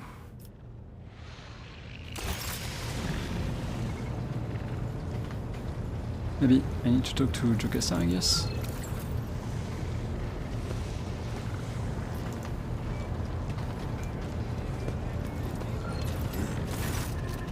Lord Captain, Mistress Kibela is awaiting your judgment. Would you like her brought in?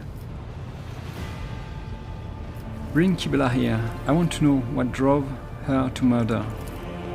Let justice be done.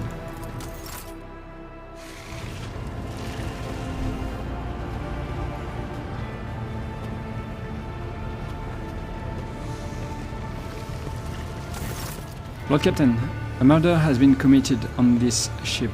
The victim is one Leta Foyus, Carogen Majoris. The perpetrator was apprehended at the scene of the crime, admitted her guilt, and did not resist arrest. Kibela, what did you do? Kibela appears cold and apathetic. Her unblinking eyes stare vacantly, her expression odd. The Foyus clan invoked a ship's tradition and summoned a requiescator to testify on behalf of the deceased.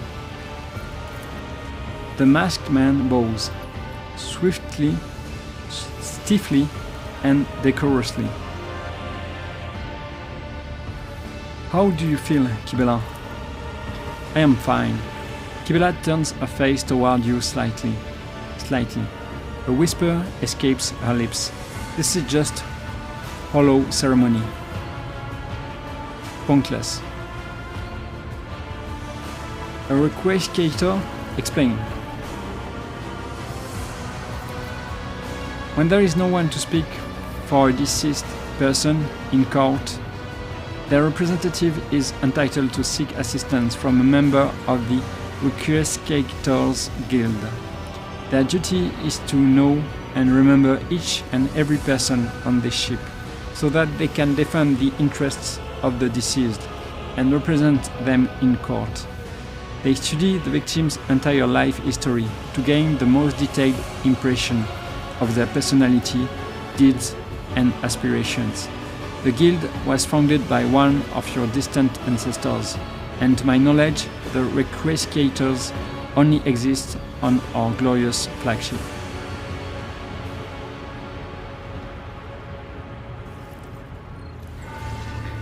Let us see just how well he knows the deceased. Tell me, Requestgator, what did Furious like and dislike about his work? The masked head lowers, and the man strokes his chin contemplatively. He was fascinated by disease, injuries, pathogens, complications. The part he disliked was the patients. He would not let him concentrate on that which was killing them. Why is a Requestgator speaking for the late Furious? Does the man not have a family? The clan to which the deceased belonged are wary of bringing accusations against the Lord Captain's companion, and the esteemed Leta never made any courageous friends in his life, having always preferred his work to the company of others. Tell me about the circumstances of the murder. The eyewitness accounts didn't give us much. The deceased and the murderer had a brief conversation, following which Mistress Kibela beheaded the Carogen Majoris. The witnesses did not overhear any details of the conversation.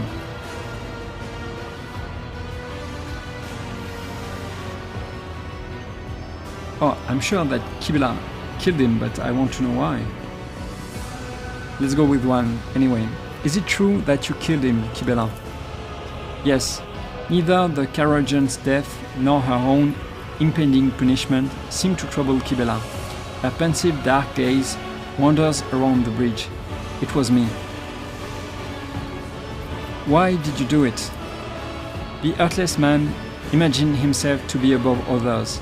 He believed his trade had uplifted him. He did not even avert his gaze before a servant of the Undying One. It was brazen, unjustifiable. Okay, your influence has made Kibela strive for greatness. So this is because of me. The Undying One never whispered his name. I myself decided to sever his thread. Magi shrugs, though she felt like killing some servant. Why do they all take such offense? Is every corpse going to cause such a stir from now on? I hope not. I told you it would end like this. But why should anyone listen to little old Jay? She shakes her head sullenly. You didn't say anything about this. I don't remember. Her colors have changed. The scarlet and the gold are drowning in the rage of muddled crimson, the misty blues of sorrow, and the impenetrable greens of doubt. These shades are all in conflict, melding together in a frenetic tapestry. You walk a narrow, dark path across a yawning abyss.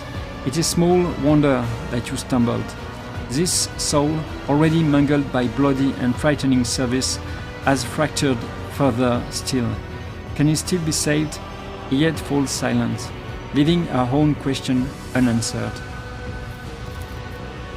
She was never sane to begin with. Judging lunatics is a thankless duty. The more important thing to address is that her cult is guilty of having drilled the notion of chosenness in her head. The whole sect must answer for this incident. Let us hear from the victim's representative. The marked man's voice is unpleasantly creaky. The esteemed letter served this voidship and this dynasty for many years. He treated the sick and gained new knowledge as his trade commanded. He saved many, but he himself was not saved. He caused Mistress Kivela no grievance. He never offended her. He merely answered her questions regarding his work, whereupon he was attacked, and so he has the right to demand a reckoning. The death of his murderer would be lawful and proportionate retribution. This is not going to happen. The Earthless Man did more than heal people. He maimed them too, tortured them, killed them thoroughly, and observed. He treated the sick and he gained knowledge. The masked head jerks up haughtily. The boots of those who walk the path of wisdom leave bloodied footprints. It is a rule that existed long before the esteemed letter did. Whom specifically did Furious torture? Unimportant people, common people, doomed people. The Recruciator shakes drops of imaginary blood from his hands with disgust. This was the esteemed letter's way of thinking. Does a doomed leper care whether the disease or the knife is causing them pain? Is a formula for a medicine that will cure distinguished officers not worth the lives of a few dozen commoners turned test subjects? With the knowledge he gained, he invented a multitude of balms, antidotes, and treatment methods that went on to save thousands of lives.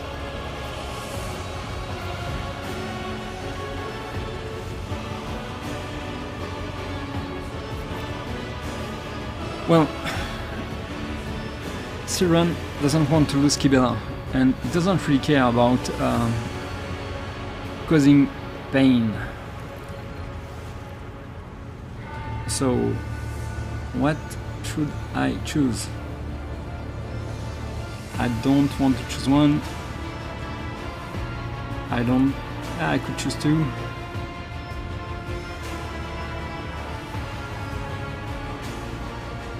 Could choose three. Let's go with two. These arguments are sensible. The esteemed letter would be grateful for this judgment.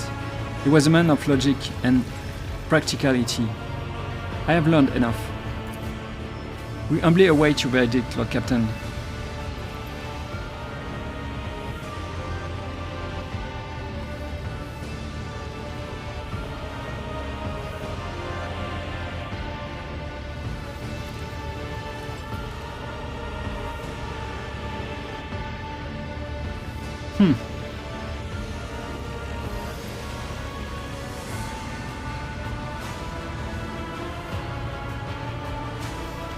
Okay, I think, let me see.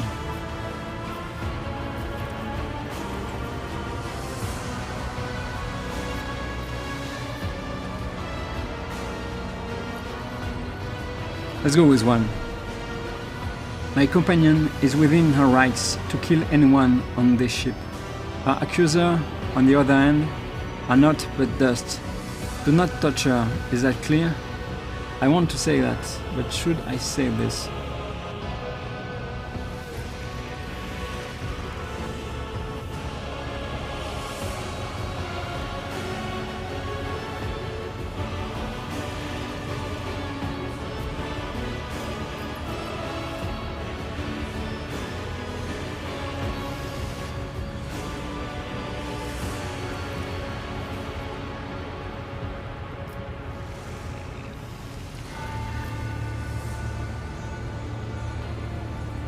Let's go with 5, because I don't know, 5 or 1.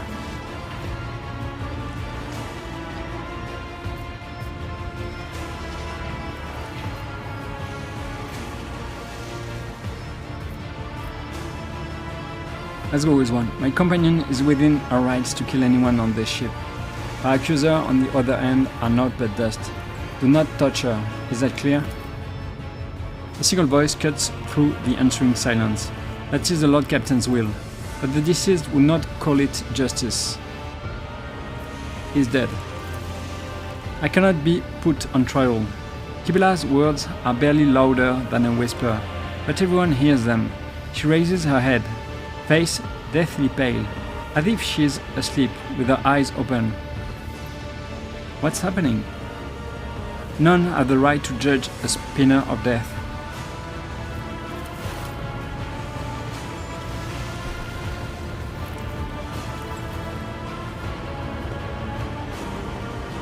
This is the Vizier, right? Yeah. Only he can judge. Through the Vizier's eyes are soon shut, one can still read the grief that permeates his wrinkled features. He whispers, in a sorrowful voice, "You have strayed from the thread. You have doomed the tenets of the bloodspun web to oblivion. What a sorry end, for me, not for you. For I am compelled to usher my apprentice soul to the other side before it is my own time to go." I'm not going to choose two.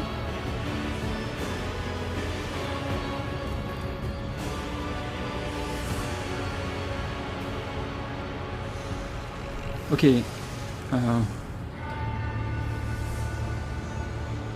I'm curious about 3, but I don't want to do that. I don't think I want. Why have you come here, Vizier?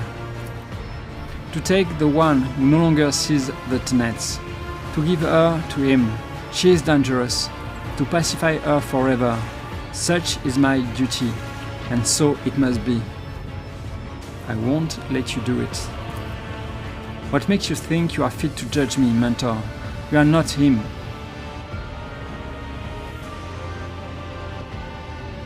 But I don't think she is herself.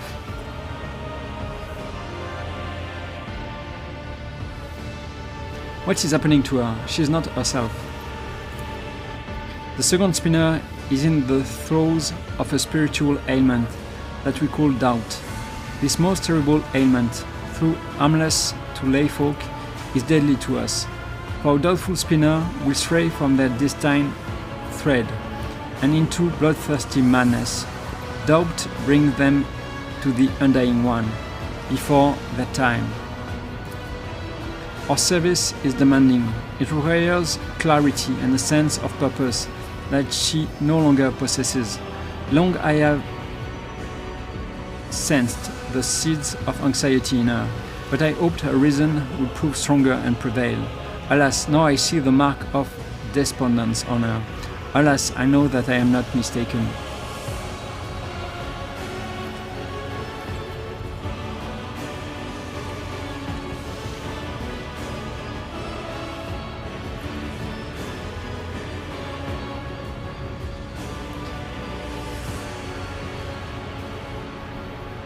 There must be a way to help her. How would one heal the soul of another domain? She is fighting a losing battle inside her mind, one she has all but lost. We cannot enter her mind. I think I can. We cannot reach out a hand to her, although you could. A thread binds the domain and his shadow together. A rare thread, a shared thread. Would that connection be enough for your souls to enter into harmony?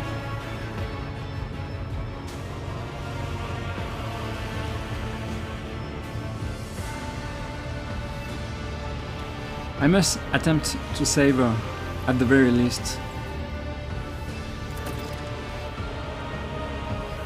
The Vizier turns his face toward Kibella, who seems withdrawn. Her spark snuffed out, he whispers, "Then pick a steward of souls, an artisan who will put you both in a psyker's trance, allowing your minds to become one. You have a chapel full of astropath domain. One of them will surely do you that service. See that their guidance is strong, for inside her soul you will encounter monsters. A doubt-ridden mind is a dangerous place." Okay. So I guess, yeah, I need to go to the Astrobatic Chapel. Let's do that.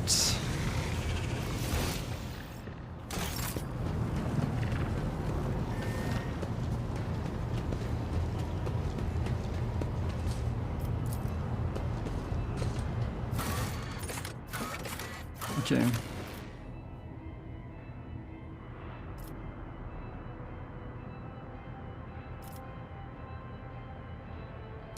Do I bring Kibela?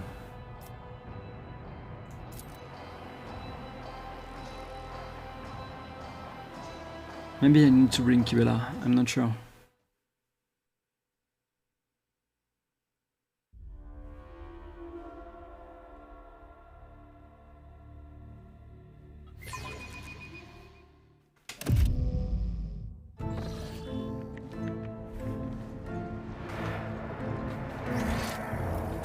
Powers unseen, uncover my path.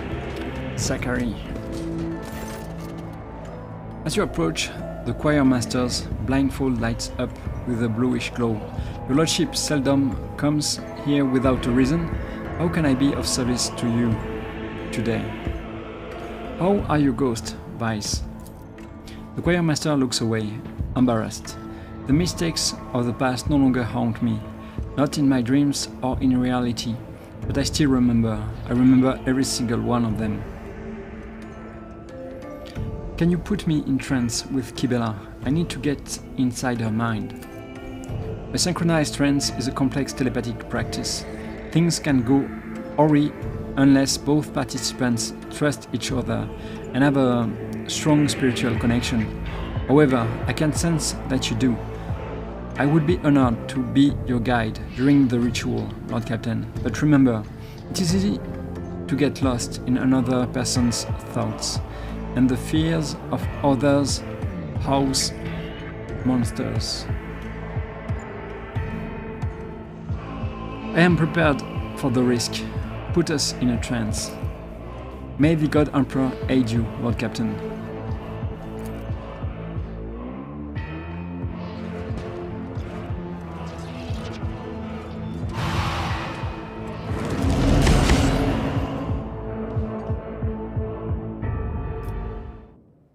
Okay. Sector, Coronis Expanse, location, Von Vanunch's flagship, material, the Book of the Dead, the Holy Scripture of the Cult of the Bloodspan Web, author unknown. A shackled mind cannot comprehend the wisdom contained herein. Therefore repeat, He is death. Release your breath with each word. Cleanse your thoughts. He is death. Truth lies in death. Free your soul from the body's cage. Become nothing. He is death. Know that your heartbeat is a perfect line and your vision is shrouded in dusk. You have almost reached a state of purity and balance. Heed. No human will see death before their time. That is the delusion of the living. Heed. To which we say a strong spirit can travel there and make the journey back. Heed the tale of the great Domin Sovereign, who descended into the kingdom of the dead to retrieve his shadow. He is death. Birth and death are one. We are snatched from a place of warmth and sent blood-covered into an unfamiliar world. Dying is the same. The Domin too learned this as he opened his eyes and found himself on the lower decks, lying in a cold coffin. He beheld his ships. He beheld his ship, drifting through nothingness, an adamantine giant's corpse, a skeleton moaning from the winds of entropy. A tempest of rust was gnawing at its plasteel bones and twisting its vein-like cables, while machine all oozed down its bulkheads like lymph. Had the Domin been alone, he would have lost his way inside the ship's mangled bowels, but a guide reached out a hand to him. The spirit of old Veni Thackeray had loyally followed the Domin to the other side. In the labyrinth of the hereafter, the piercing gaze of Veni Thackeray discerned the thorny path to the halls of death. The loyal servant swore to protect his lord. Together, the Domin and the Veni made their way up through the malformed frame of the ship. From the cold catacombs of the lower decks, they traveled up into the fires of the ship's crematorium. Tongues of flame licked at them, yet they did not burn. Columns of the dead marched toward them to be turned to ash in the fire, and the Domin and the Veni walked toward the dead in turn. At the great gate of the crematorium, their path was blocked by the executioner, a sentinel made of metal spikes and coiling blades with roaring flame and pale, bleeding bodies writhing within. Such is a blade that has lost the strength of the tenets, a murderous monster no longer driven by faith, but by dark desires. The Domin saw that a fight was inevitable and... Well, let's go with the ONS because I can't fail. Strike the first blow, aiming for a weak spot. The blades and the spikes fell, clanging, and turned to rust. For bloodlust weakens a blade, and the Domin had proved as much, and a card of his tarot appeared in the Domin's hand. It was the God Emperor, and the first doubt was dispelled. He is death. He is death. Veni Zachary led the Domin out of the hot furnace of the crematorium, and they walked past long columns of the dead. Frayed was their attire, their bones scraped against their augmentics and scratched their decrepit flesh. They were moaning sorrowfully, and the sound made memory fade away. The Domin saw that the dead were carrying an ark, and inside the ark was a thing, a lost child cocooned in silk, shedding crimson tears for the unknown. The unliving carried her as servants would carry their lady, and loudly lamented their fate. Such is a blade, mired in broodings over a lost past, a helpless child paralyzed by regret, lest he sink into the soft rot of their wails and perish the Domin. Let's go with one question. The Domin sternly ordered the apparition to vanish. The creature wailed and trailed off into the void like a river of rot. For doubt weakens the spirit, and weakness always loses to strength. And a card of his tarot appeared in the Domin's hand. It was the star, and the second doubt was dispelled. He is death. He is death. And the old Veni led the Domin to the upper decks, and the Domin entered into the officers' chambers. A web of veins adorned the walls, entangling the precious trophies, and statues were bound in intertwining sinews. And high upon a balcony, the dismembered judge wailed as he attempted to reassemble himself with his pale hands. But his movements merely tightened the tangle of the flesh, turning the chambers into a snare. Such is a blade tangled and trapped in misunderstood teachings, a helpless creature that does not know its place in the world. In order to continue on his journey, the Domin attacked the obstacle of flesh in its path, tearing it apart and destroying it. And the obstacle fell, and the judge was unbound, no longer prevented from restoring himself.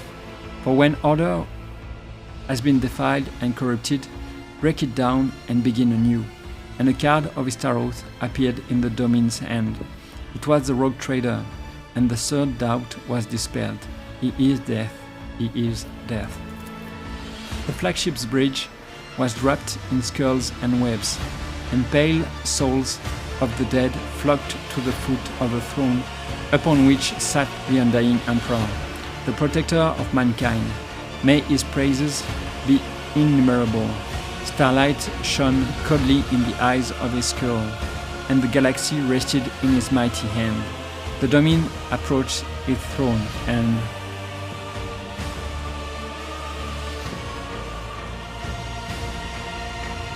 oh, okay.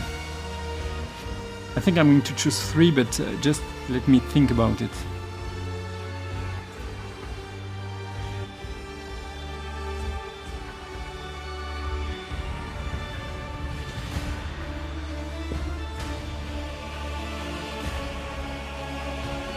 Yeah, let's go with spoke brazenly, demanding that he vacate the throne belonging to the Domin. The eyes of the Undying One's skull flashed ominously, for he was the Domin of the entire human race, and any and every throne was his throne. But he did not stoop to destroying the brethren Domin, for it was not yet his time to go. Then the Undying One spoke, and these words are to be preserved in your hearts, as the greatest of prayers, for they sprang from a source that was and is the holiest of all things. I know you, Domin, I know your heart, and the unclean corruption that dwells within it. I know the temptations and shameful longings that gnaw at you, and thus know this, you will face me again when it is your turn, and your spirit will be waited but found unworthy. You will rot in sorrow, but that will come to pass later. And speak the Domin did, saying that he had come to find his shadow and rescue her. The skeletal fingers stirred, and the Domin shadow loomed out of the darkness beside his throne. She was bound in black chains and asleep. The Undying One was silent. Now was the time to offer a payment, as death would give nothing away without payment in return. And the Domin promised the Undying One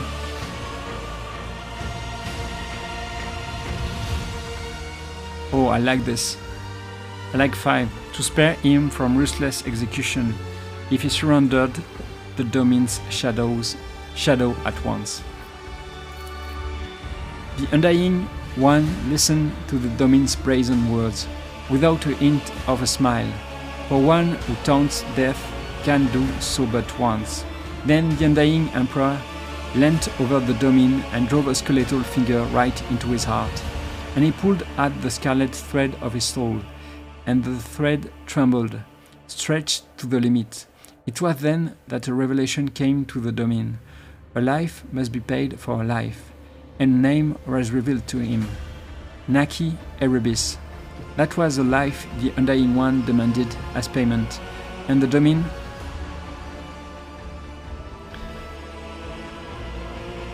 Who is Naki Erebis?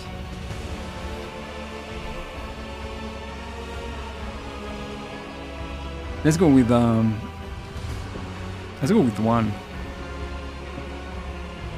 I agreed to the price. So I think it's a new character, and if it's someone Seren doesn't know, I think it will be okay to agree to the price. So let's go.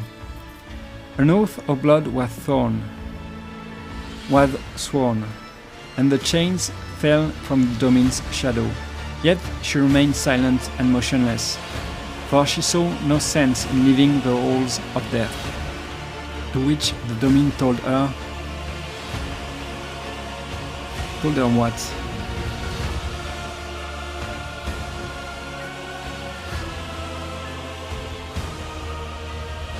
I'm not going to choose the 2.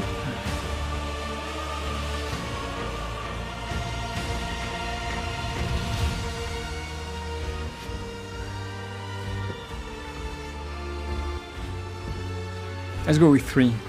That in beholding death as one of the living, she had received a gift of unparalleled greatness. And there was clarity in the shadow's soul, and her eyes opened.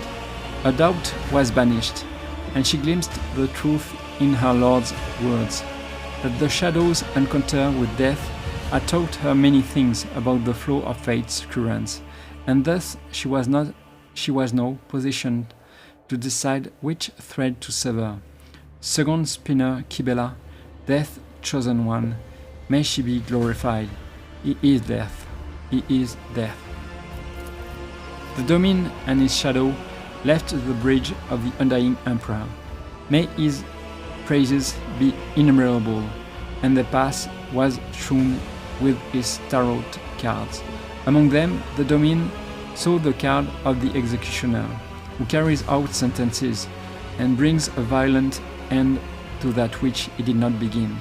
Among them, the Domin saw the card of the judge, who weighs and separates guilt from innocence, and passes his verdict. And they descended into the lower bays, lay down into a stone coffin, and closed their eyes. And the Domin heard the undying Emperor's voice, promising they would meet again, and soon. And thereupon their journey ended. And so it was that the Domin, having seen death before his due time, travelled there and back to bring us these tidings and wisdom. Be free of doubt as you walk along the threads of the bloodspun web, for those threads lead to him, and does all of existence. He is death. He is death. As the shock of another mind's jumbled thoughts stops constricting your throat, you find yourself staring at Kibela's pale face. It has settled into a strange expression. Domin? Severin? Are you well, Kibela? Do you remember what happened? How we met? Death? I remember stumbling. I remember my doubt in the truth of the tenets throwing me off my feet. I remember deciding to kill, and not because I had heard his whispers, but because I deemed it to be right. Death whispered my name, for a spinner without a thread is like a sky without stars. They would drown in their own soul's darkness. But you have reminded me of who I am, and that my shameful weakness must be extinguished. Kibela looks away. This Naki Erebus is the payment the Undying One demands, the price of redemption, the price of freedom. Who is this person? Where are they from? I do not know. Help me find them, Domin. Your factotum oversees archives that contain many names. Let him find the one that death has spoken, and I will pay the price that was set. For I know, I feel with all my essence, the death of Naki Erebus is the key, the answer to my questions.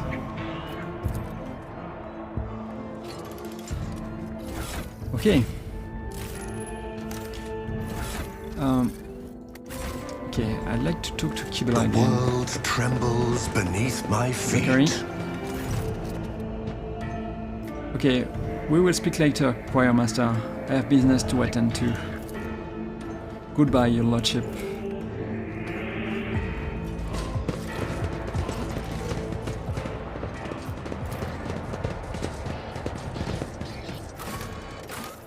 Let's go back to the bridge.